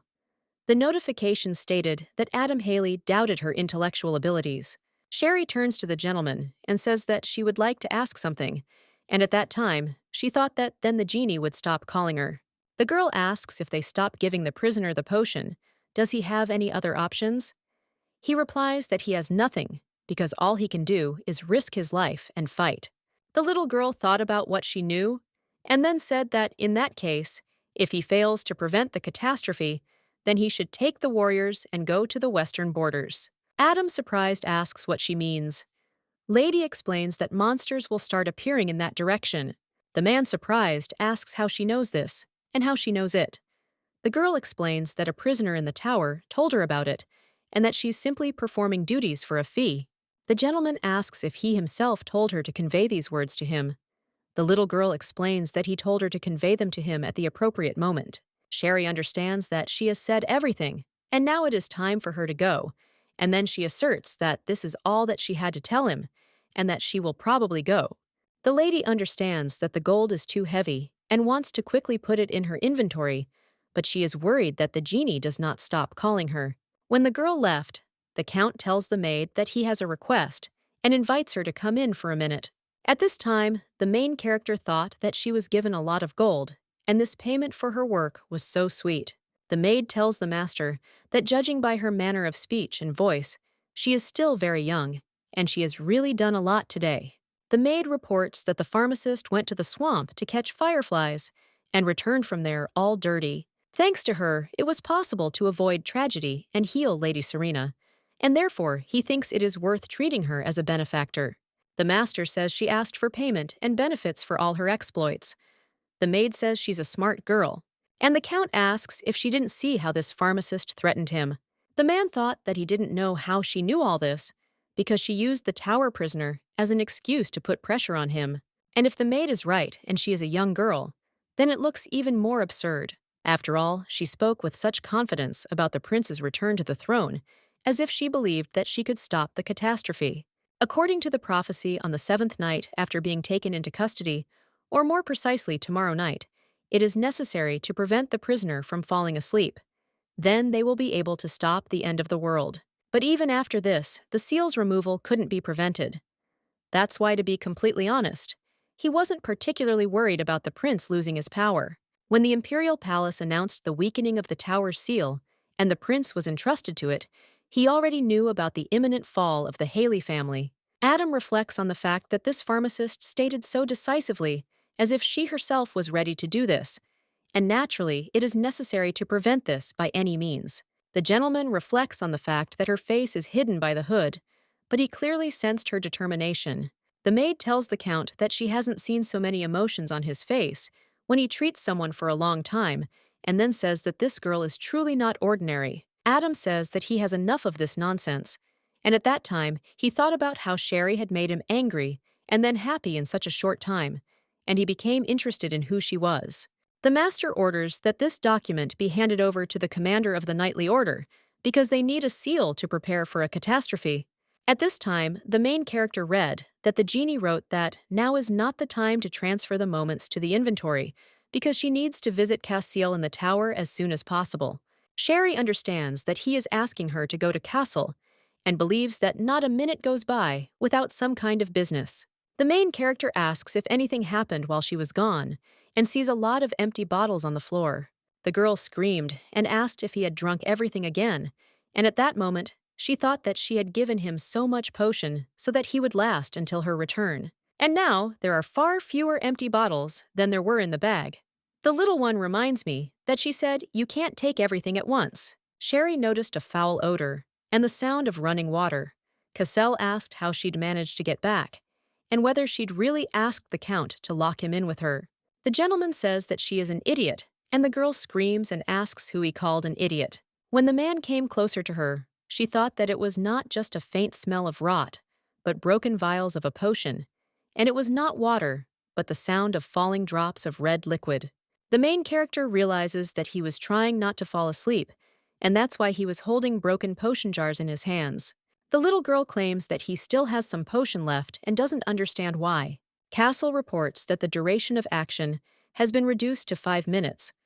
The girl applies the medicine to her hand and reminds him that she promised to return. Sherry asks why he was holding the shards. He explains that a man captured by knights for theft cannot return. The gentleman says that it was necessary to leave a few portions in reserve, and therefore suggests not to think about it, but simply that without the sword, everything looks so ugly.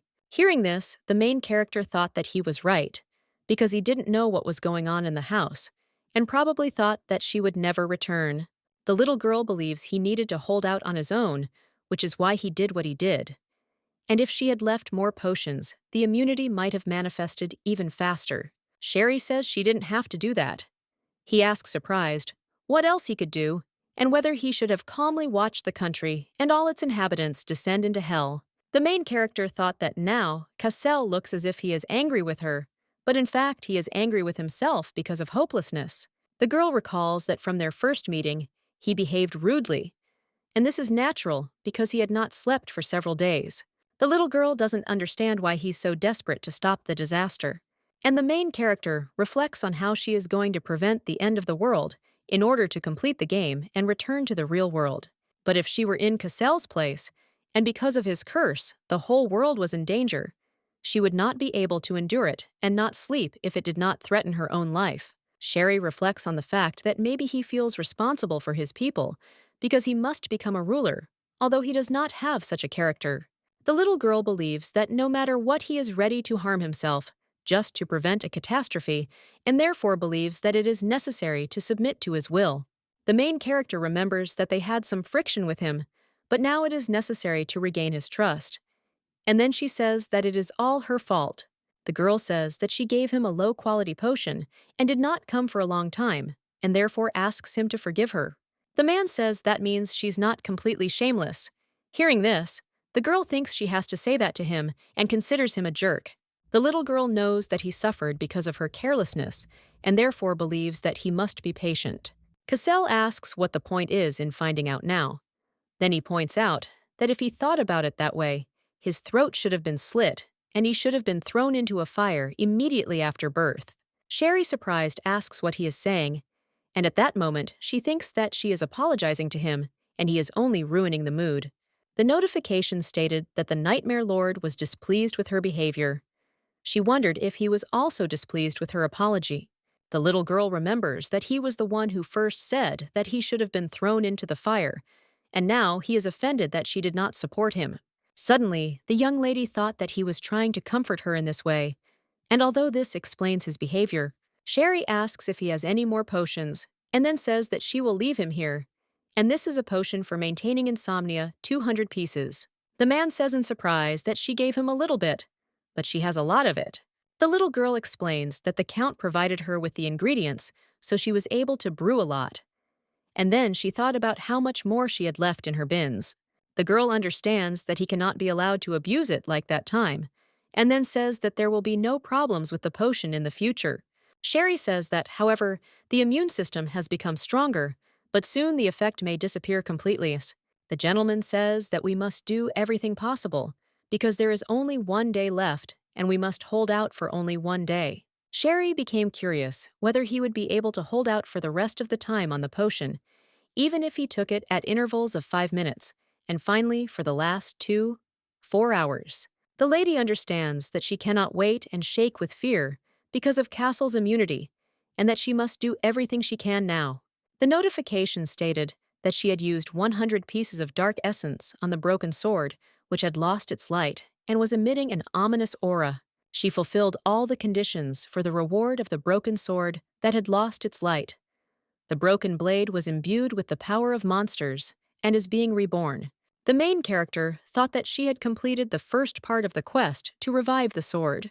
The girl understands that he is not yet fully revived, but if she manages to strengthen him, he can become a C-rank weapon, and then she will be able to complete the game without any problems. However, getting a weapon with a rank of is not so easy, and many users restarted the game for this reason.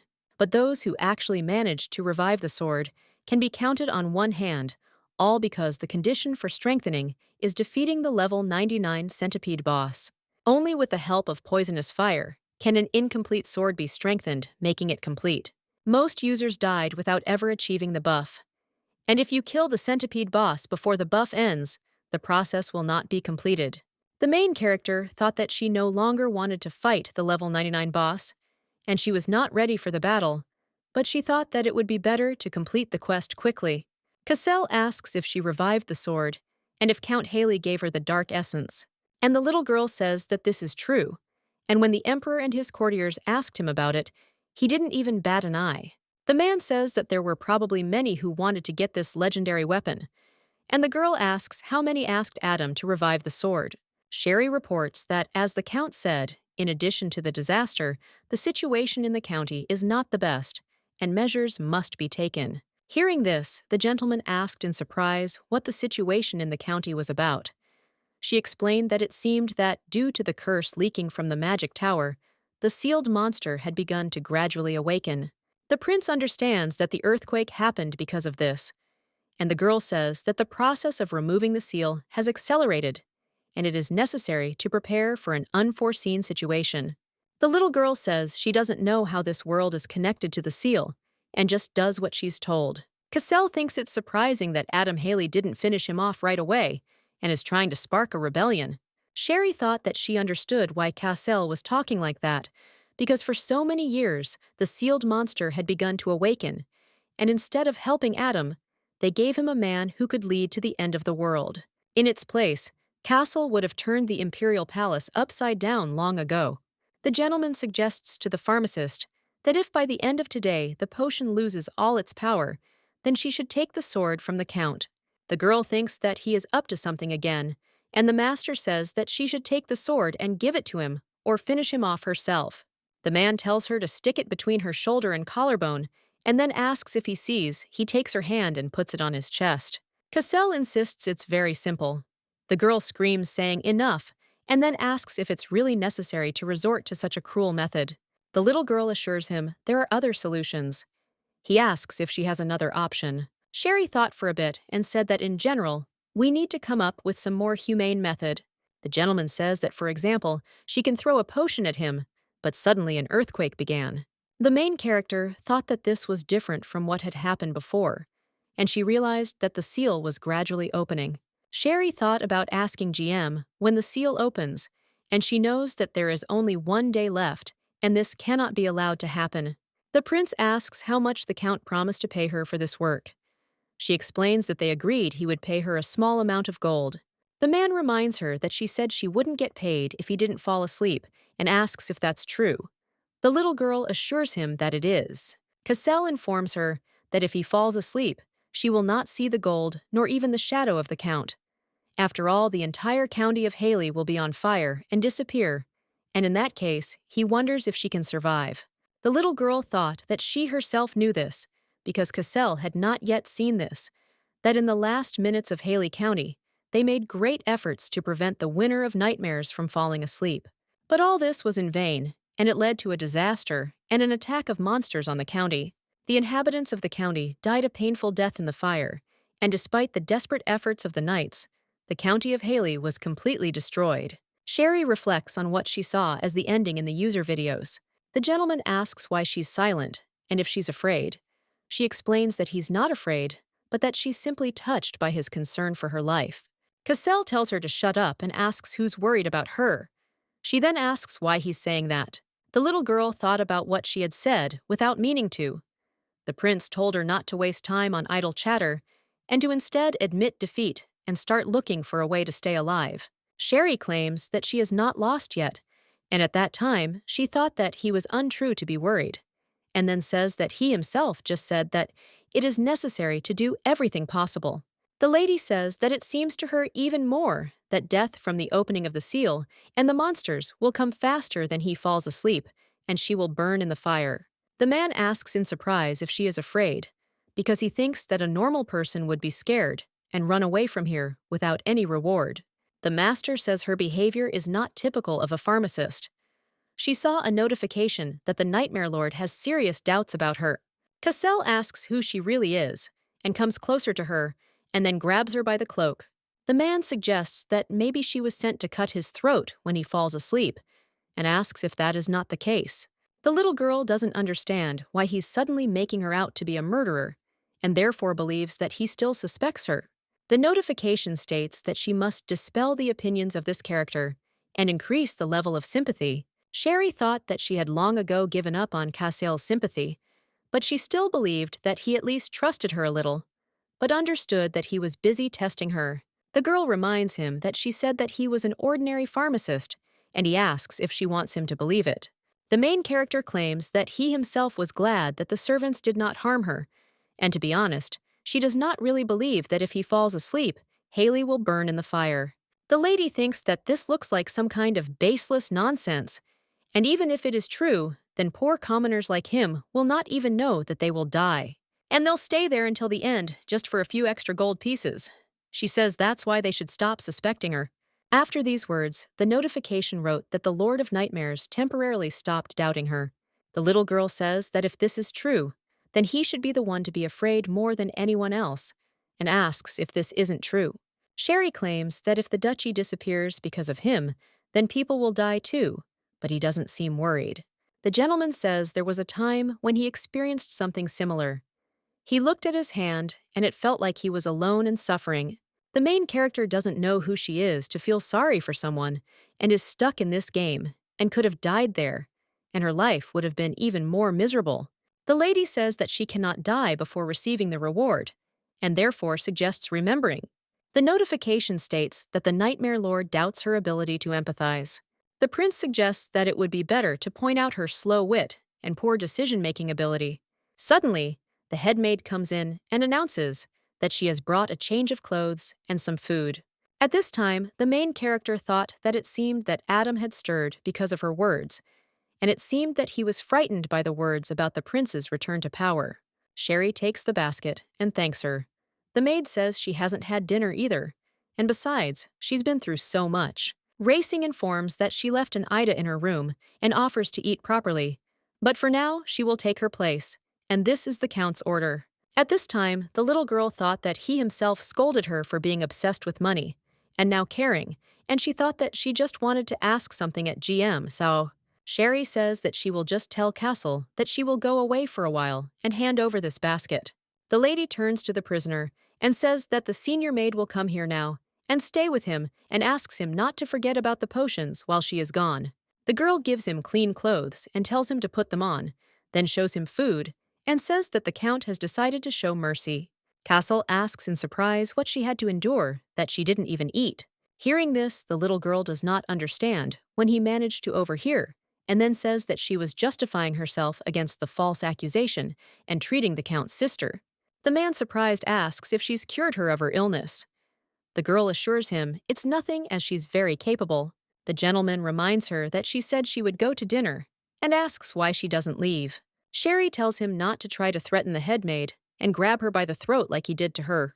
The girl claims that the maid is a kind person who knows nothing and that he should not even dare to behave the same way as she did with her. The prince asked if she was now openly treating him like a murderer. Hearing this, she realized he was displeased. The lady thought about how she had given him so much potion and hoped he wouldn't do it, if only out of pride. Then she said she was just saying it because she was worried about it. Cassell asks if she asked the Count to treat him better. The girl thought that even after the terrible treatment he received, he did not demand that his offenders be punished, but silently accepted his position. The little girl thinks that some commoner intervened and asked her to treat him properly, and this could have angered him. The main character understands that it is a disgrace for members of the imperial family to accept help, let alone pity from commoners. Sherry says that while she was trying to clear herself of the false accusation of abusing the servants, she complained about something she didn't like, but she can't say that she specifically demanded anything from the Count. At this time, the girl thought that they helped him, but he was still unhappy, and then said that she would return in an hour and left the potion in the corner, and therefore let him try to stay closer to the door. The maid claims that she will try to cope and let the lady leave. When the main character arrived in her room, she immediately started chatting. Ari wrote that Sherry was simply brilliant, as she was so dynamic when she fought the main centipede. Sarah writes that she behaved magnificently, and today she recognizes her as her niece. The girl asks in surprise if they saw all this, and also asks if they found a way to exit the game. The main character realizes that she learned two things from the GM. First, there are sealed monsters in Haley County, and this quest can be completed even after reaching level 100 with 4 other characters. The monster perceives her as a strong warrior. Because of her high level, a patch appeared that lowered it and therefore opened the stars. The second seal of the monster can be removed by pulling out the great sword. The little girl thinks the seal is sorted out. But fortunately, there is one thing. GM changed the system settings so the disaster will end immediately after the destruction of the monster. Sherry realizes that she will eventually have to fulfill both conditions. Ginu writes that this can be easily accomplished if she continues to keep Castle awake with the potion. After reading about this, the main character was surprised, and then claims that it only works for 5 minutes, and she doesn't understand how to hold out, and whether it's even possible. Jin writes that he sent her a magic boost potion and a health potion as gifts. He believes she should now cope alone, otherwise she'll become a noob. Sherry screams and says that she is asking to make it so that she doesn't have to play it at all. The girl understands that it is impossible to allow the seal of the monster and the catastrophe to be removed at the same time, and as a reward, she of course received good potions. The little girl understands that only very capable users can easily complete the game with their help, and she knows a little about the plot, but has not completed this game and therefore does not know what to do. The maid excitedly asks Sherry if she's arrived. The lady asks if everything is all right, and the maid explains that, as she said, she checked to make sure he took the potion every 5 minutes. The maid says he just didn't touch his food, and the main character thinks he probably didn't eat on purpose so as not to fall asleep on a full stomach. Sherry looked at the prince and thought that in these clothes, he looked more like the main character. But he was so stubborn when she gave him the outfit, but now it seems he likes it himself. The maid asks the lady if she ate well. She nodded, thinking that, although she was busy talking, she was still busy. The maid says that it's good that she came and then she'll go, and if she needs anything, she can contact her at any time. Sherry thought that, judging by the remains of the potion, the effect had not decreased over time, and there were 18 hours left until the end of the quest. The girl really wanted everything to go smoothly up to this point. Suddenly, she noticed that he had drunk all the potions and wondered if he was drinking too often. The little girl screams and insists that this is not possible, then comes closer to him and suggests that he stop. She claims that if he drinks more, the effect will not get better, but on the contrary, he may become dependent on the potion. The man says that she better go and bring him a knife, and she asks in surprise what he's talking about. Sherry says that there is no need to say that, and suggests waiting a little because she will find another way, and then asks what he thinks when he will fall asleep. Cassell screams and asks if she wanted to die, or if she feels guilty and no one needs her. He suggests throwing a potion at him like last time, knowing she's good at it. The main character, surprised, asks if he knew it was her. The man explains that every time he threatened to kill her, she flinched, and so he can no longer pretend he didn't recognize her. The gentleman says that it's a pity, but her method didn't work, and such pathetic fragments only slightly scratched him. But thanks to the health potion, they quickly healed, and he was curious why she did it. Castle reports that if she wanted him to feel pain, she had to inflict a deeper wound to at least tear the flesh. The girl objects and says that this is also impossible, and screaming reminds him that she told him that she would try to find another way. The little girl asks why he suddenly demands a knife. He explains that the green one stopped working about an hour ago. The man reports that he lasted a whole hour without it, but now the limit has been reached. The lady asks to wait because she needs to think, and at this time she realizes that despite the fact that Cassell is just a game character, she doesn't particularly want to see the person she just talked to die. The girl believes that he probably knew about this pain and does not understand why he did this. Sherry says she's always wondered why he tries so hard to protect this place. Cassell explains that he did say she was at her limit. Meanwhile, the notification informs him that he's deeply angry at her words and has a strong desire to kill her. The little girl tells him she needs to hear something to make a decision. He asks if she's heard of the Nightmare Lord, then reveals that he hates that nickname. The man explains that's why he mercilessly killed those who invented it and all those who called it that. But despite this, it didn't disappear. On the contrary, it spread among the people. The emperor himself and the entire capital's aristocracy called him that. And then he began to think about how to wash away this shame. But no matter how much he racked his brain, the only thing that came to mind was the destruction of the source. After all, he'd thought that those who would cry and beg for at least his body would disappear. The lady says that she understands, but she wonders if she could do the same if she were in his place. The little girl knows that he was born a prince of the empire, but because of a curse, he lost everything, and she wonders how he feels about it. Sherry thinks that out of self-pity, she would not think about all those who insulted her, but they treat Castle like a criminal and put him on a chain, and he is still grateful and arrogant. Castle is different from other people, not only because he belongs to the imperial family. In general, she realizes that she has satisfied her curiosity, and now she even feels sorry for Castle. The girl thinks that it seems like she is starting to dissolve in this game, and then offers to trust her. The gentleman believes that now is not the time for high-flown phrases, and that he has truly reached his limit. And since she knows his identity, what will he tell her officially? Castle commands like the sun illuminating the continent of Zenith, and if she truly considers herself a subject of the Empire, then let her bring him the sword. The man thinks that it will be difficult for her to carry him alone, and therefore suggests calling the Count. The lady grabbed his head, and he screamed, asking what she was doing. The little girl insisted she could handle it herself, and suggested he rest. The prince screams and asks what some pathetic pharmacist can do, and thinks that she has simply gone crazy. At this time, the main character thought that it was hard for him to fight sleep, and the man claimed that she would regret it and fell asleep. Sherry thought that she already regretted it, because she had a backup plan that she had to abandon, and she chose the worst option with her own hands. The girl reflects on the fact that she will always blame herself and regret this choice. But to be honest, she herself does not understand why she does this. But as Cassell said, perhaps she was afraid of revenge for his torment, and that is why she asks for forgiveness for what happened, because she tried to help, and did not even think that he would be hurt because of those fragments. The little girl reflects on how she thought that the potion would help the wounds heal quickly, and that it would be better than getting wounds from a spear or stones. She believes that it is still a game world in which only her results matter, and therefore they will consider that she is paying off her debt. Suddenly, the lady suggested that he might suddenly start talking so as not to fall asleep, and then said that she would do everything quickly and let him sleep. The prince turns to the girl and says he will definitely finish her off, only if he wakes up. She realizes he's finally fallen asleep. Sherry believes that now is the time to face the disaster. The guard shouts and tells everyone to run to the western wall of the Haley Castle and suggests hurrying because they can't allow the fire to spread even more.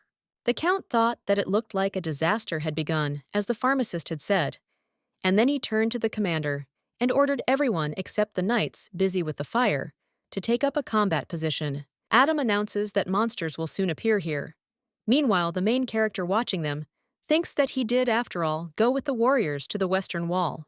The little girl understands that they are acting according to plan, but she feels a little ashamed because only a little time has passed, and immediately a catastrophe began, and she also needs to hurry.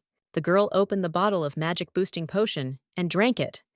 As she did, she realized that the magic-filling speed was significantly different, and that she could now use it without any problems. Sherry looked at the protective artifact and thought that if her calculations were correct, then by using the potion and the artifact together, as Adam requested, she would be able to protect Castle's shield, Serena, and possibly the entire county. The message informs that the activation of the protective artifact is complete, and the protective effect lasts for 1 hour. The main character thought that she had some doubts, but now she was confident that with this she could protect the county. The guards are surprised and ask what is happening and where the protective dome came from.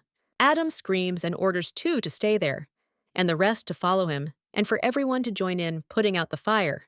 At this time, the girl thought that Adam was a good guy, because the barrier would give them some time, and therefore he threw all his strength into putting out the fire, and did not even have to tell him about it. Sherry understands that now she has 1 hour left, and the potion with her magic is limited, and she did not even hope that she would be able to protect the entire territory of the county. Devi Usha believes that the genie gave her this potion just in time, and without it, she would not have been able to cope with one artifact, and therefore hopes that they did not plan all this in advance.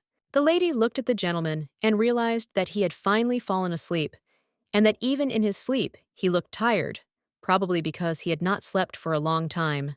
The little girl says that some are on the brink of death, while others are sleeping soundly.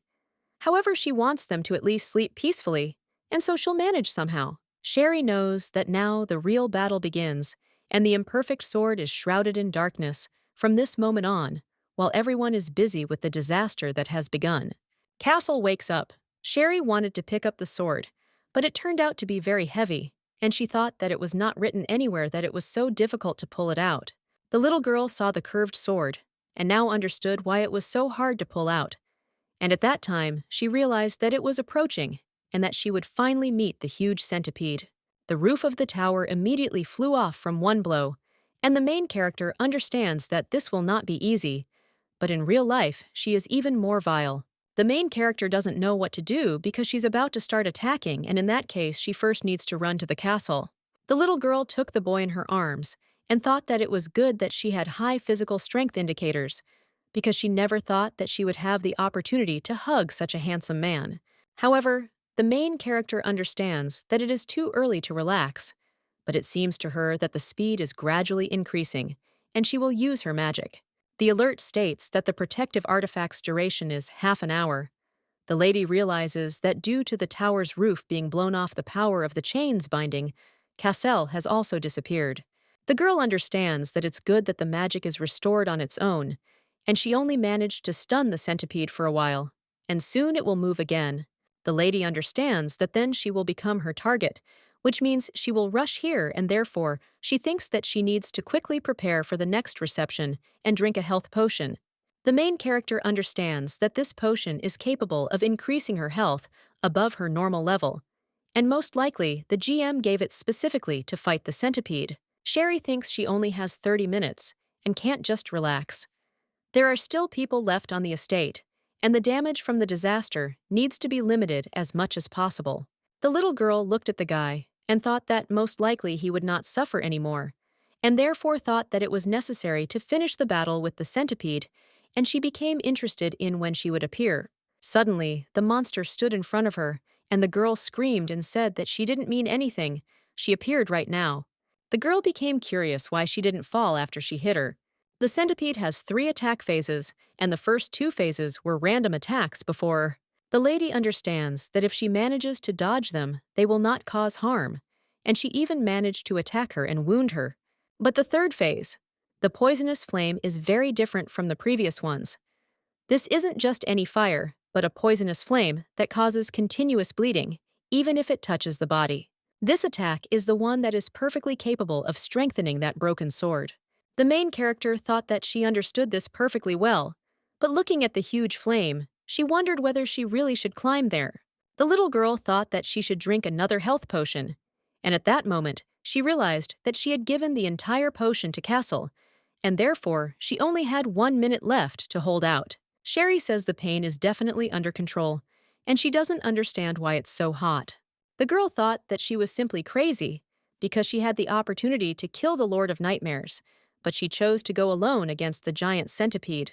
The lady wondered if she had done the right thing by placing the castle behind her back, because while she maintained the protective dome, the flames would not reach him, and the remains of the wall would protect him from the poisons. The indicators dropped lower, and the girl understands that she will not be able to return to Dover. The message states that the incomplete sword covered in darkness admires her recklessness and courage. Light consumes darkness, and darkness becomes the shadow of light. A warrior who devours the lonely night and protects the quiet dawn. And she has the right to wield this sword. How the main character realized that this weapon was not C rank, and it turned into a sword. All members of the group together destroy the centipedes, but this sword was pulled out by Adam, so it will become a weapon only for him. The main character understands that if it is a C rank, then it is no longer a legendary item, but a very rare mythical rank item that is similar to a weapon for a warrior mage. Sherry thought that she needed to take action quickly before she closed her mouth, because she was too distracted. The girl understands that due to the fire attack, the poison continues to damage her, and the artifact's duration is also almost over, so she needs to hurry.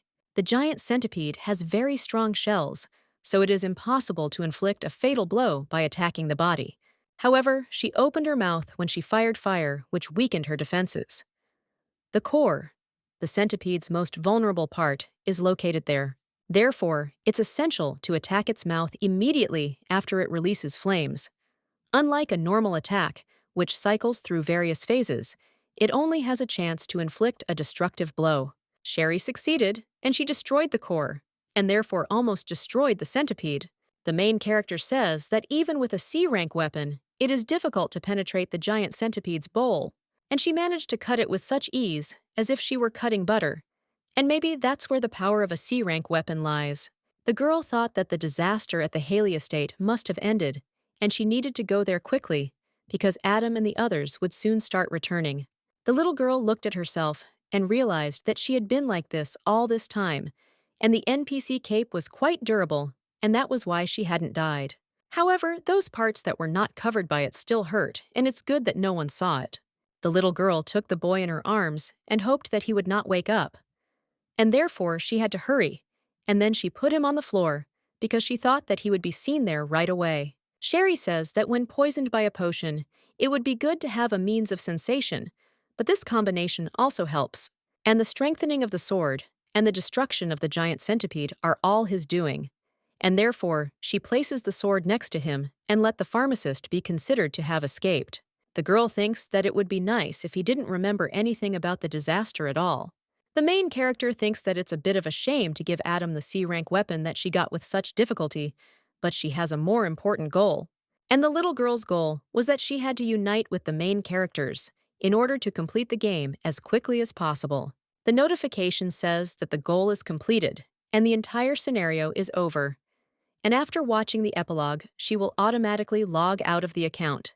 The girl thought that she did not need money and fame in this world, and in general, she would consider that she had paid them her entire debt. Sherry thought that she was already talking to a sleeping person, and then she looked at the guy and thought that you could immediately see a real hero who had defeated the monster and was now sleeping soundly. The main character believes that her goal is to finish this game, but she is sorry to leave attributing all the merits to another person. The notification states that the NPC character's health is less than 10%, and she is automatically sent to the starting point of the game in the village of Dover. The girl says that the next time they meet, she asks him not to despise her so much, although of course she won't show him her face. The little girl believes that it is important to achieve the desired result, and therefore they will think that she is repaying her debt.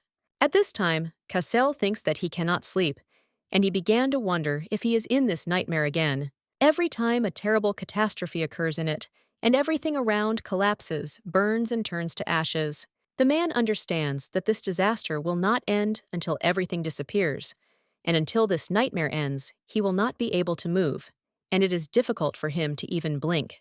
The prince believes that he is forced to silently watch this spectacle because people around him are dying and he can't do anything, and all that he can do is come face to face with the horror that he himself caused, powerlessness and anger at himself, injustice and weakness. The man understands that when they are ready to devour him, then he will understand that the catastrophe is not in these monsters, but in him, the damned man. And when Castle opened his eyes, he realized that it seemed he had broken out of this dream and saw the pharmacist who was fighting. The prince reflects on the fact that she couldn't stop the giant centipede alone, and therefore thinks that it seems like he is still dreaming. The man thinks that if he continues to dream, he risks falling into a nightmare again, and therefore believes that he must wake up. Cassel reflects on the fact that even if he wakes up, everything will already be over, and only ashes will remain of Haley County. However, he became curious whether the last memory of this county would live on. The man thought that, judging by the sensations, he had definitely woken up, and it seemed that someone was again trying to make him look guilty, and he was so tired of it all. Not only was he turned into a cruel criminal, but enemies were constantly appearing, accusing him of all sins and trying to finish him off. Casel believes that whoever it was, he was fed up with this situation, but he is used to such things. However, it became disgusting to look at this unchanging world. The lady says he will give up the sword in exchange for loyalty. The prince does not understand why he hears this voice, and believes that there is no doubt that it is the damn pharmacist who closed his eyes and poured sleeping pills into his mouth. And if she is in her right mind, she should have run away a long time ago, and doesn't understand why she is still near him. The man hears a voice saying that she will help him when he returns to the capital and retakes the throne. He wonders why she says this. The lady says that in general they will assume she has paid him. However, he thinks she should answer his questions. The girl tells him not to be angry with her, but upon hearing this, the man does not understand what this means, because she gave him a promise, and she cannot leave yet because it is not time yet. Cassel turns to the main character and says that he thought he was dreaming. Adam turns to His Majesty and reports that he rushed here after hearing about the commotion. The Count reports that His Majesty personally destroyed the monster that was freed from the seal, and then kneels and tells him to give orders. Adam saw the weapon and said in surprise that this was the ancient sword that was in the Haley estate. The prince says that he will give it to him, and the man surprised asks if he can ask why the master decided to give it to him. Cassel orders one person to find him the pharmacist he hired, so that he won't sleep, and will bring her to him. The gentleman reports that she had pink hair, and this time he will not let her go. The notifications report that Castle Ludwig has a strong interest in her. The once deposed prince, who was captured in a terrible state and kept in custody, was shown hospitality and resettled in the Count's estate. Cassel received the necessary treatment and began preparing to return to the castle. No one interfered with the prince and the Count. From that moment on, when Cassel dealt with the monster and saved the county of Haley, he was already a ruler for those around him. The main character thought that she only knew that the prince was called the Lord of Nightmares for his cruel nature, and she was not interested in other details.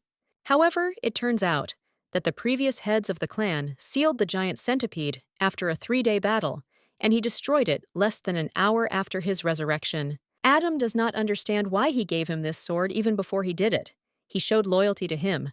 The sword is, of course, a family heirloom of the Haley family, but he is not one of those who would give away a weapon that was revived with such difficulty.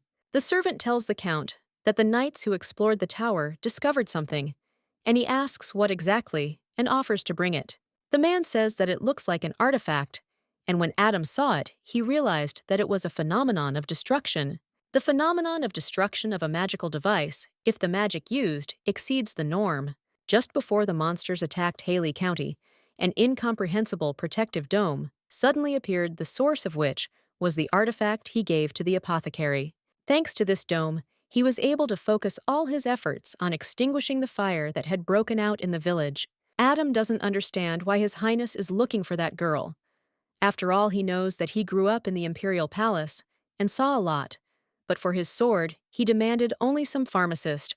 Sherry Azrael, although she knew moral principles, felt she would do something. Adam wondered what she had done to the prince. The count understands that although it was she who saved Serena's life, he cannot allow the prince to finish her off. The master thought that he had already ordered the knights to find her, and now all that remained was to observe the situation. A servant informs the count that something bad has happened. The count claims to be a scientist responsible for examining monster corpses and asks what brings him here. The man claims that it is very scary and asks for forgiveness for rushing in so suddenly. The man says that the centipede's lower limb, which is the hardest, and a pair of front tentacles and a shell covering the head, all of this has disappeared, and this is a robbery. Adam asks if they took the parts that could be sold. The butler screams and asks how it was possible to steal the parts of the monster that are in the Haley estate, and therefore believes that it is necessary to find the criminal and punish him. The gentleman says that nothing needs to be done. At this time, he thought that this was probably the work of the pharmacist, and then he says that he guesses who did it and will figure it out himself. The man thought that this was very annoying to him, and not only was the prince looking for her, and she had ignored his orders, but now she had also stolen valuable parts of the monster, and therefore believed that she deserved the death penalty. The gentleman does not understand why she does not arouse hostility in him, and he became interested in who Sherry is. The viewer is like this. Notifications indicate that Adam Haley has a strong interest in her. At the same time, in the village of Dover, the main character does not understand what it is, because there is some kind of trembling throughout her body. The girl understands that no matter what happens, she needs to move, because she wants to go to the capital next. The main character thought about how she was currently intensively preparing for a scenario in the capital, and in order to get into it, she was completing small tasks. The lady is replenishing her potion supply after spending it in Haley County. She was away from the farm for a long time, so the herbs died and had to be replanted. She used the money she received as compensation to hire workers. The little girl understands that these people are inexperienced farmers and therefore don't know much, but this will do for them, and she takes care of the capricious herbs herself. Sherry gave money to the workers and said that she would be gone for a while, and they should look after the herbs, and if the knights came, they should say that they didn't know anything. A week after the end of the quest in Haley County, the main character began to be searched for by Adam's knights, and he had many reasons for this. At the very moment when the giant centipede was destroyed, the pharmacist suddenly disappears, which looks very suspicious. Cassell has become Haley's hero, and now lives in the same house with Adam. The girl understands that if the knights catch her and take her to the estate, they will either bind her with chains and throw her in prison. Sherry believes that Cassell will definitely not leave her alive, and she cannot allow herself to be captured under any circumstances. Suddenly, the people of Adam heard that someone had called the name of Sherry, and they thought that they had to hurry. When the main character saw the guards running towards her, the whistle of movement was used. The whistle of travel is a high-ranking item that allows you to travel to any location. It is activated by tearing the paper and is expensive, so it is usually used by royalty or courtiers. The guards were surprised because they didn't understand where the girl had gone. At the same time, in a dark alley in the capital, a man screams and says that the thief is running away. And so begins the quest. Part 2. The Capital. The location is the Empire's capital, a black market, and the main character must thwart a dark conspiracy brewing in the capital's black market. She must also enlist the Green Mask as her ally. The man says that this won't work because paralyzing injections are shaped like a pistol and are used when hunting monsters. The guard says that he's been caught and needs to be tied up quickly because he understands that if he escapes, there will be a lot of trouble. The gentleman says that he is a good man because the commander will be happy, and this dose would knock out an elephant, and this one is still conscious and thinks that he is strong. The man says that this is a big robber who managed to lead them by the nose, and he has a green mask, and he turned out to be a half-breed elf. The gentleman says that this is to his advantage, since he can get a decent amount for it on the black market. The elf says to let him go, and the assistant says that he just happens to have the wreath that the commander gave him. The wreath is a magical item used to pacify slaves, and it is worth saying the code phrase, and it is activated by hitting the head with blows. It is impossible to remove it on your own. At this time, the elf thought that he could not allow them to capture him because he had those whom he had to protect. The green-haired boy thought he was saved. He then wondered who had used the magic. The girl asks if he is still conscious, and the guy is surprised and asks who she is and doesn't understand why she is helping him. Sherry reveals that she didn't plan to take him while he was conscious and then knocked him out. The main character, sitting with a glass of wine, thought that the person still needs to wash because the fatigue had disappeared as if by magic. The notification states that this is the second part of the capital, the location of the Empire's black market content, where she must thwart a dark conspiracy that is being prepared in the capital's black market, and must make the Green Mask her ally. The little girl looked at the boy and didn't understand how she could persuade him to become her ally. Elaine Vore, nicknamed Green Mask, is the first main character in the mission to free slaves on the black market. A half-breed elf born on the black market, he saw his kin enslaved and sold from childhood. Then he himself was put up for auction, but he killed the gang members and escaped, stole, and lived on the proceeds. Elaine had only one goal: to accumulate money and free her family and other relatives. The game's original plan was for Elaine to fail to save his family and be captured by members of the Dark Brotherhood. The main character understood that she had to save him after she received the quest, but she did not wait for the black market to open and intercepted it in advance. Sherry asks when the black market will open. Jinu writes in 3 days, and the girl asks what's up with Castle and Adam. The main character understands that she still has time, and if she didn't do it now, she would regret it. The lady realizes that he is younger than she thought, but suddenly the guy opens his eyes and screams, asking where it is, and then grabs his stomach with his hand. The girl asks if he is looking for the necklace and suggests that he forget about him and instead talk to hers. Elaine says he knew it and asks if she was after his necklace. The alert states that the Green Mask suspects her and feels hostility towards her. The guy promptly asks her to tell him where she hid his necklace. Meanwhile, the lady realizes she didn't expect such a reaction and offers to listen to her. The guy calls her a dirty thief, and the girl says he's asking for it. And then the glass of wine falls on the floor. Sherry grabs his hand and screams, asking who else he is calling a thief. The elf says in surprise that she is very strong, and the girl suggests listening to her carefully and says that Valiser's eye, which he was going to steal, is not real. The lady says that they won't pay much for him, and he won't save his family, but she's not a thief hunting for counterfeits, but his savior, and is here to help him. The guy asks in surprise how she will help his family, and also wonders why she is helping him at all. Sherry asks if he wants to know, and then offers to make a deal. And in exchange, she will help him free his family. The Eye of Valiser, the ancient elven king who became a legend, wanted to hide his daughter from people, and tore out his eye, making an artifact out of it. Only those with elven blood can hide with this necklace. The main character understands that with this artifact, there is no need to steal and get money, and the guy thought that he could save his family and their entire race. Elaine reflects on the fact that this is why he had to steal it, but only in this way will he stop being a slave or a thief and begin to live his own life. The boy realizes that it turned out that the eye in Valiser was not real, and it was a trap of the Dark Brotherhood. People treated them like toys just because they looked different and didn't take them seriously, and that's their essence. The elf thought that he hated such people, and that they would no longer be able to take away his dear friends and their freedom to live. The lady reminds him that she is offering to make a deal with him and will help him save his family, and they will both be the winners. Elaine doesn't understand why he doesn't feel any disdain, ridicule, or pity in this girl. She looks at him with honest, non-threatening eyes. The girl asks if he agrees and tells him his full name. The boy thought that this was the first time someone hadn't tried to take something from him, but had offered to help, and he wondered if he could trust her. Elaine agrees and suggests giving it a try. Notifications report that Elaine has temporarily stopped suspecting her of ill intent and shows only mild interest in her. Sherry hands him a document and asks him to sign it. He asks surprised what it is.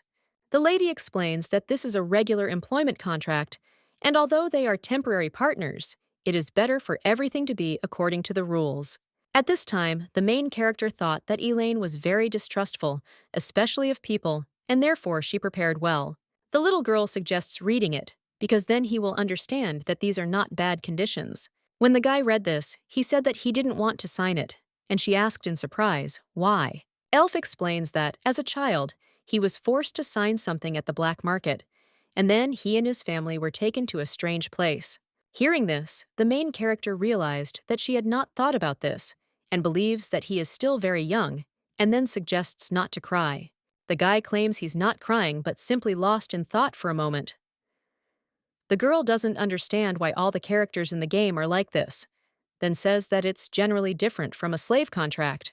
The little girl insists that he can rest assured, and offers to sign, and at that moment she thought that it was a good thing she had prepared several copies just in case. Elaine wonders how she is going to save his family, since she knows the necklace is fake. Sherry says she has a plan, and it's a C-rank invisibility potion that's hard to get, but makes you thermally transparent for a certain amount of time. Hearing this, the guy is surprised and says, "Wow, such a potion exists!" The lady explains that she brewed it herself, and naturally he didn't know about it. The little girl realizes it's a very valuable potion containing the centipede shell.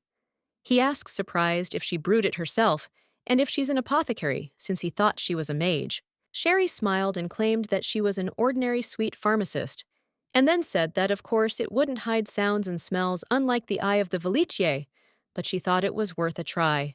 The girl looked at the notification and became curious if there was any other important information about this elf. Jin informs him that he has found where the Eye of Velisair is, and it is not far from the black market. Sherry asks if this means he still wants to find this Eye of Velisair, because he doesn't know when his family will be in danger again.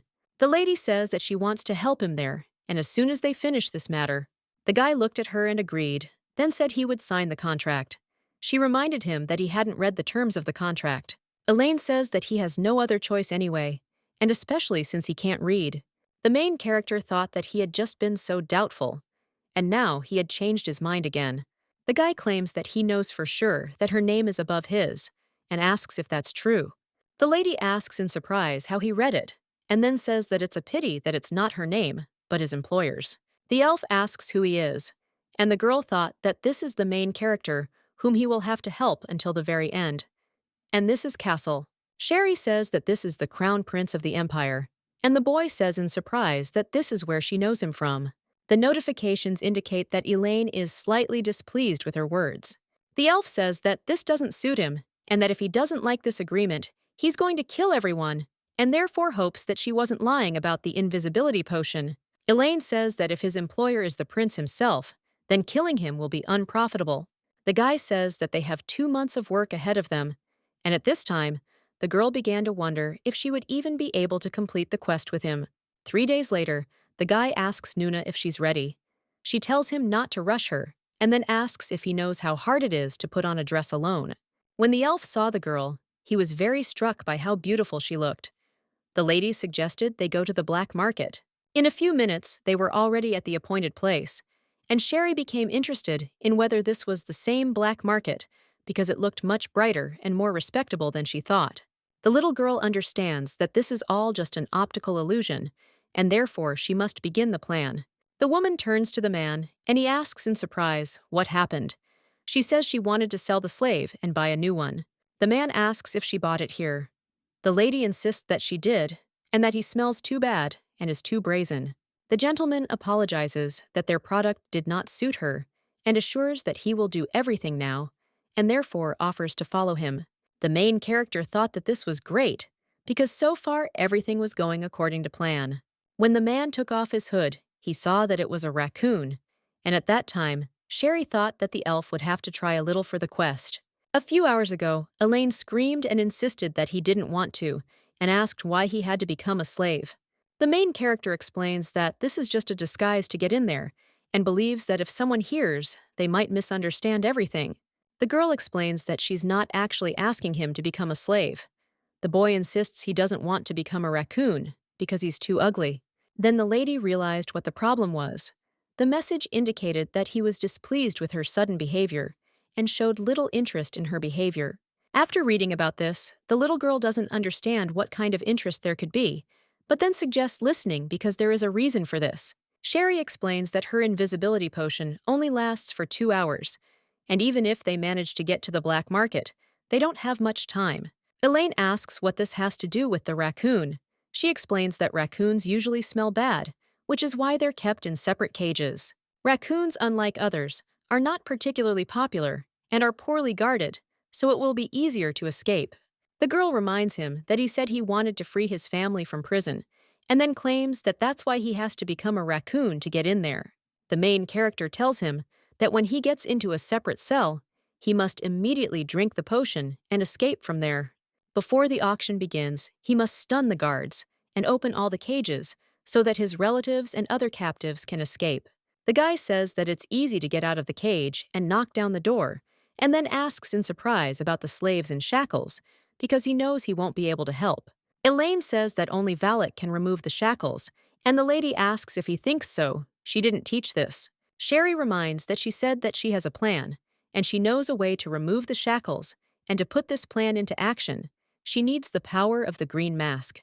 The girl claims that he must pay for her potion, and asks if he has forgotten about it.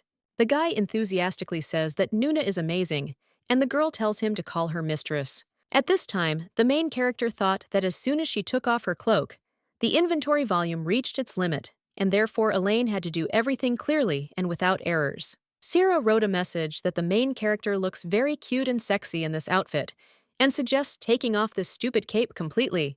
Jin asks what she will buy at the auction, and offers to give at least some spoiler. At this time, the girl thought that she was now in a minefield and trying to get into the enemy's lair, and no matter what this time, everything had to be done quickly. Sherry understands that the quest is a quest, but she wouldn't want Elaine to end up like in the game, because he's still very young. The man tells the lady that they have already arrived, and she thought that this is a dungeon with slaves, and this place looks worse than she thought. The gentleman asks why she came, and the man explains that this guest wants to resell the fish.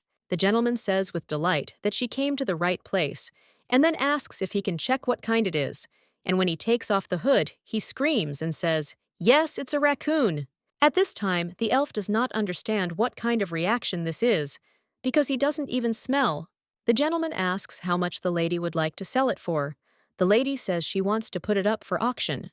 The man says it's a shame, but raccoons aren't popular, and it will be difficult to get decent money for them. Sherry asks who he would like to teach, and then claims that he is different from ordinary raccoons.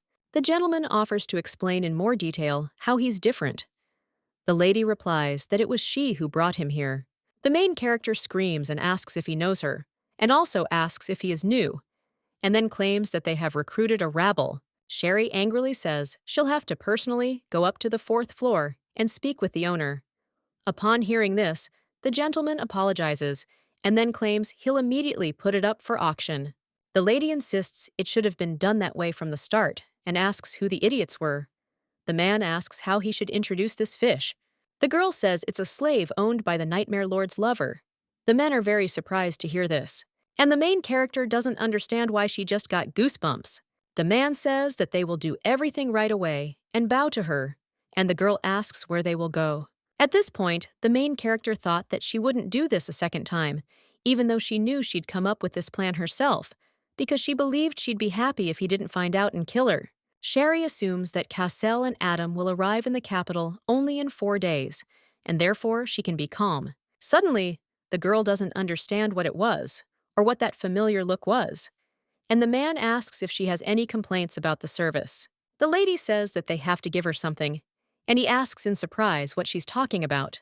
The main character says that she entrusted them with her goods and is waiting for a deposit for it, because she was told at least 10 million for the fact that she put the goods up for auction, and then asks if he means to say that she will not receive this either. The lady wonders if she will have to tell her lover about this, and the gentleman screams and asserts that he cannot give more than 5 million. Hearing such a sum, the little girl thought that this was very good money, and the raccoon screaming turns to the lady and asks her not to abandon him. The main character thought that this idiot plays his role so beautifully that he should have become an actor. The gentleman turns to the ladies and gentlemen and informs them that he welcomes them to their auction, and this is a quest to free the slaves. The basement of the black market auction building contains numerous slaves of other races. The protagonist must free them while avoiding encounters with the Dark Brotherhood and monsters. The conditions for completing the quest to free more than 100 slaves, and the duration is 2 hours, and the countdown has begun. The young lady watches the auction closely, and the host announces that a slave from the wolf race is going to guest number 9 for 300 coins. The little girl was surprised because she saw so many different slaves, and there was no one next to her. The presenter announces that the next lot will be immediately recognized by those who know how to handle a sword, and then announces that this is C-rank armor made from the scales of an ancient monster. The girl was interested because she thought it was a good item and believed that if the starting price was 1 million, she could fight for it. However, the gentleman began to offer sums of 6 million, and the little girl realized that these aristocrats also wanted to have this item, worth considering. Although she does have a little over 18 million. And if you remember the Dark Brotherhood's tricks, it's not worth spending personal money. Ordinary users who didn't know about this were losing both money and their lives. And the little girl understands that there's no point in making unnecessary noise, especially since there's another item she wants to buy. The presenter shouts that the last offered price is 8 and then asks if there are any other offers. Suddenly, a gentleman appears and announces he's offering 10 million. The host announces that he'll receive a suit of C-rank armor made from the scales of an ancient monster. Ari writes a message that she did say, but she didn't check her messages. She again reported that the winner of the nightmares just arrived at the auction, and other users don't know about it, and therefore suggest being careful. And after reading about this, the main character thought that she should have listened to the end. And if she had known that this would happen, she would have changed places with Elaine. Sarah writes that she shouldn't worry, because today she's in the image of a sexy, sweet beauty. After reading about this, Sherry thought that this is true, and that she is without a cape, and believes that she needs to act confidently. Suddenly, the girl saw that Castle looked at her and suggested that he might have recognized her, and maybe he knew everything in advance. Sherry became curious whether Cassel had participated in the auction initially, since she had not heard anything about it. The main character believes that if you think about it, the user should acquire weapons through a quest. And Cassel, unlike the other main characters, was already armed and armored, fully armed, and with rare items. At first, the girl thought that the problem was that he was a prince, and that was why. But if he bought so many things, then everything was clear. But she didn't understand why he was sitting not in his place, but next to her. The presenter announces that the next lot is a lasso, which in ancient times was often used to hunt monsters. Hearing this, the main character realized that after all, for a relic, it was in pretty good condition, and the girl knew its approximate price. Sherry picks up her number, because she understands that now is not the time to quibble about the price, and this lasso is needed to complete the quest. The host asks if anyone is willing to pay more. The little girl thinks he can scream as much as he wants, because he doesn't know if anyone else will buy this old thing. The gentleman says that if there are no offers, then the lasso for hunting monsters is sent. But suddenly, the prince raises the number and says that he is offering 1 million. Sherry thought he was a lousy prince and looked at him. She didn't understand why he wanted to pay 1 million for this rickety rope. The presenter asks if there are any other offers, and the main character offers another 100 coins more. The prince announces that he is giving 1.5 million and then 2 million.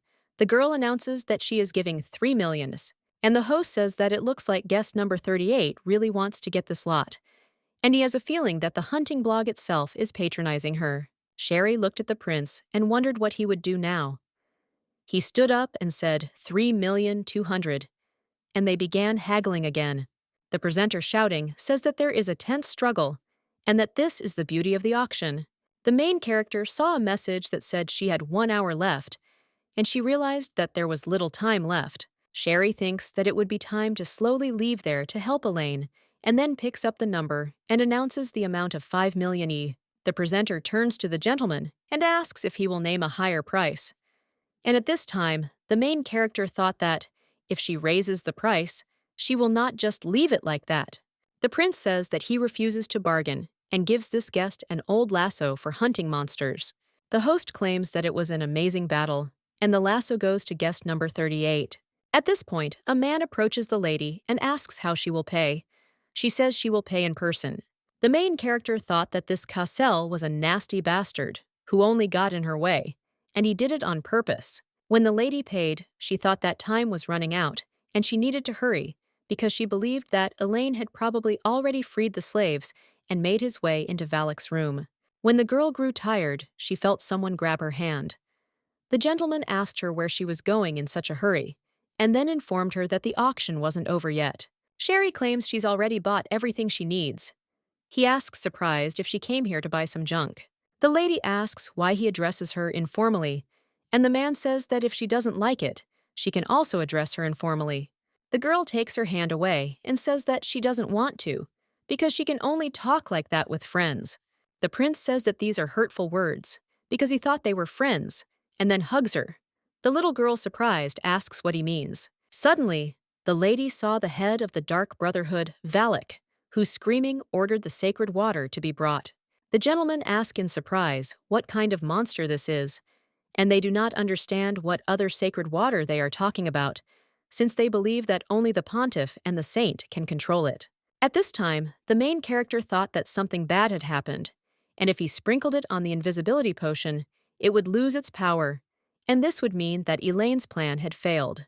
The head of the Dark Brotherhood says that it is very strange, because it does not smell like a badger, and therefore believes that he used a camouflage artifact.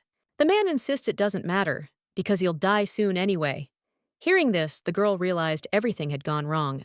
3 days before the start of the quest at the black market, the main character suggests listening carefully, because when he opens all the doors of the dungeon, he will have only one task for the remaining hour. Sherry is informed that he must steal the laurel wreath of the leader of the Dark Brotherhood, Valak, and this is the only way to remove the shackles. Hearing this, the elf was surprised, and the lady asked if he had any problems. Valak is sleeping on the very top floor of the market building, and he must simply sneak in and steal the wreath.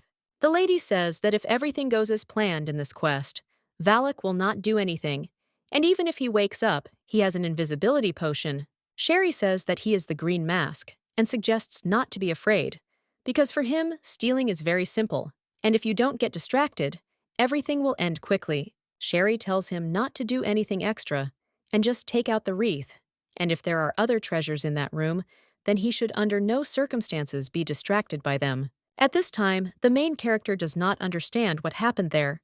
An hour before this, the man asks, why aristocrats need this, and for money. The elf remembers that she told him to drink the potion as soon as he got to the dungeon, and then he did so, and thought that it seemed like she wasn't lying when she said that it was an invisibility potion. Elaine thought that it was great, everything was ready, and now within 1 hour, he would free all the prisoners. The elf quickly set to work and easily removed the locks. He thought that these locks were somehow flimsy, and he could remove them in 3 seconds. The guy saw the security guard and then ran up to him and hit him in the middle of the legs, and then beat up the others. Elaine thought that everything turned out just as the pharmacy said, and therefore she thinks it won't take even an hour, because the best thief in the Green Mask Empire is capable of this. The elves who were sitting behind bars do not understand why the shackles suddenly fell off their hands. The woman asks who is there, and the elf says it is him. She heard a voice and asks if he is Elaine. The elf wonders if he really got the Oko Velicera. The guy tells her to be quiet, because he'll explain everything later, and because of the shackles she can't escape yet. And Elaine says that he has an assistant, and that they will soon be able to get out of here, and therefore suggests waiting a little. The sister claims that they are fine, and asks him to be careful and take care of himself, because now the Wallach is probably looking for him. Elaine asks Nuna where Lucy is. Her sister says she was taken away yesterday to the dark side of the world and hasn't returned yet. The woman reports that these freaks have been taking only children lately, and the same thing happens with other races. Elaine says that he will think of something, and suggests that they sit quietly until he returns. At the same time in the cell where Elaine was supposed to be, a man asks in surprise what is going on and where the raccoon went. The elf made sure there was silence and knocked the man out, and then said that their brother was trying to save them, and they couldn't stand aside. The little girl claims that they are dirty people and should not be bullied anymore. One guard reports that slaves have escaped in the underground area and have freed themselves and started running away. The man says that he hopes they will quickly take measures to ensure that this does not harm the auction guests, and the culprit of what is happening is the longtime enemy of the Dark Brotherhood, Elaine. At this time, the elf came into the room of the head of the Dark Brotherhood and thought that the pharmacist was right because he was sleeping like a baby, and he began to wonder whether it was worth leaving him alive. Elaine thought that perhaps this was his chance, and if he finished him off now, he would be able to avenge his family. The guy remembers the words of the hostess that he should do everything only without stupidity, and then takes the wreath and thinks that he promised that he would act according to the plan, and understands that he needs to quickly take it and leave. Suddenly, Elaine heard a child crying and children calling for their mother. He realized the voice was definitely coming from another room and decided to go there. The guy understood that this voice belonged to Lucy and thought that he still had a little time and he had to save her. At this time, the girl felt that there was someone in the room and was asking for help and not to finish her off. The guy asks her to be quiet and then announces that it's him.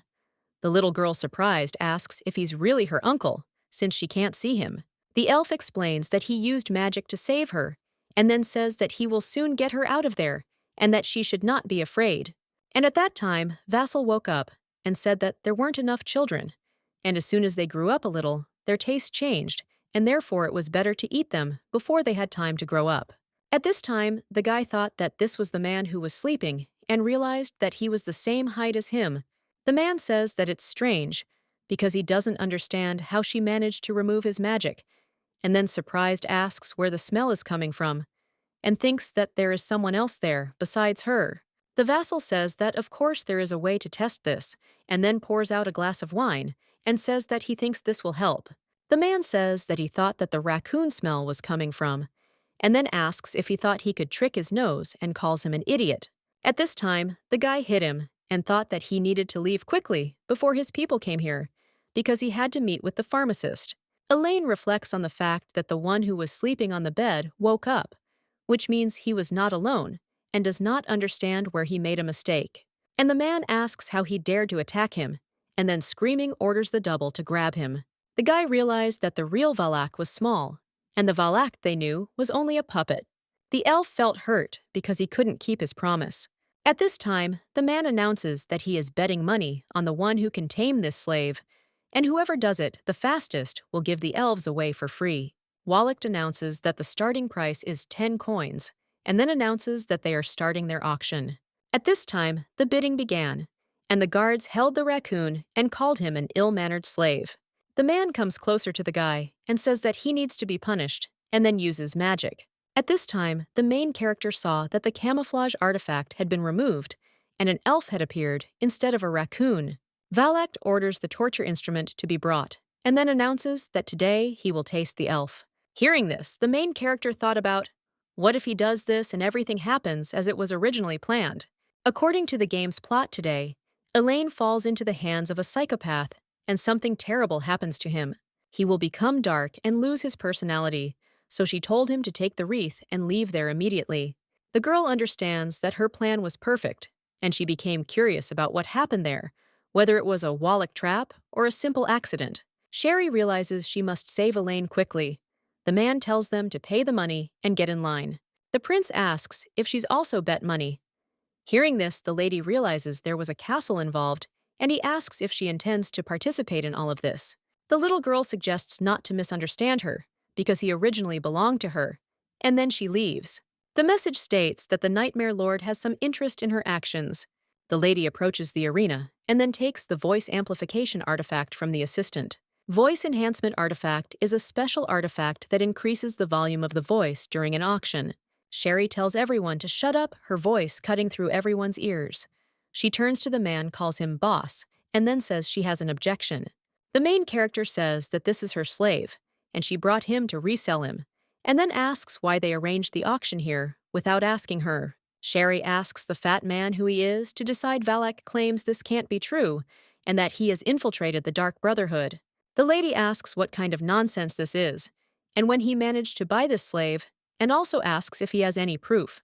The lady reports that she has a witness, a slave trader, who paid in advance on the check she wrote. At this time, the main character thought that it seemed she had managed to buy time and ordered all the slave traders to be gathered. The gentleman asks the slave traders which of them paid guest number 38. A few minutes later, the man with the mustache raised his hand and said it was him. Valak asks how he dared break the rules and whether he wanted to die.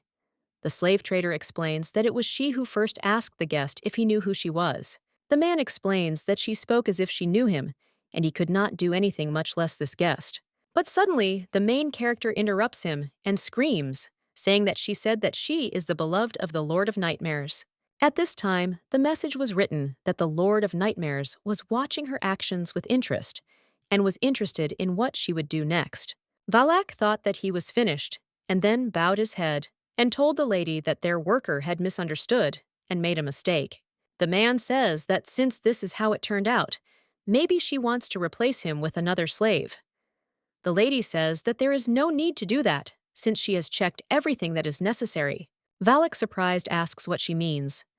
Meanwhile, the girl was thinking about how quickly she'd have to complete this task. A few hours ago, in a house in the capital, Cassel was training and suddenly thought about Sherry and became curious about where she was hiding. The prince understands that after that day, he can't find her, and that impudent and nasty pharmacist who dared to anger him and then disappeared and even remained alive. The gentleman reflects on the fact that from the very beginning, she did not give him any peace, and it was clear that he frightened her like others, but for some reason, she pretended that this was not the case. Cassel thought that it would soon end, but she exceeded all his expectations, and at some point became something like a crack for him. Little by little, she tore him apart, and eventually changed his life. And this change should not have been in him, in the cursed prince, a disaster for humanity. The prince wondered why he wasn't disgusted by these changes.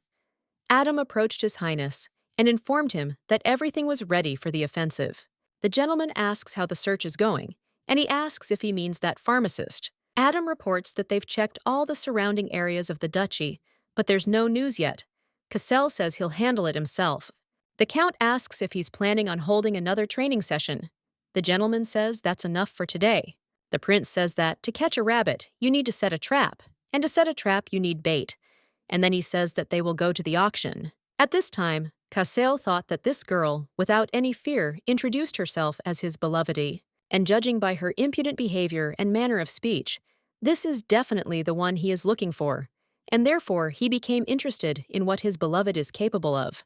The gentleman remembered that he was actually going to start an interrogation as soon as they met, but an awkward moment happened, and he gave in to him. Cassel thinks that it is quite possible that this is not Sherry, but does not understand why she then bet money on it. The man remembered that she said that initially this slave was hers and belonged to her. He doesn't know why this one phrase made him so angry, and he became curious whether this slave was really so dear to her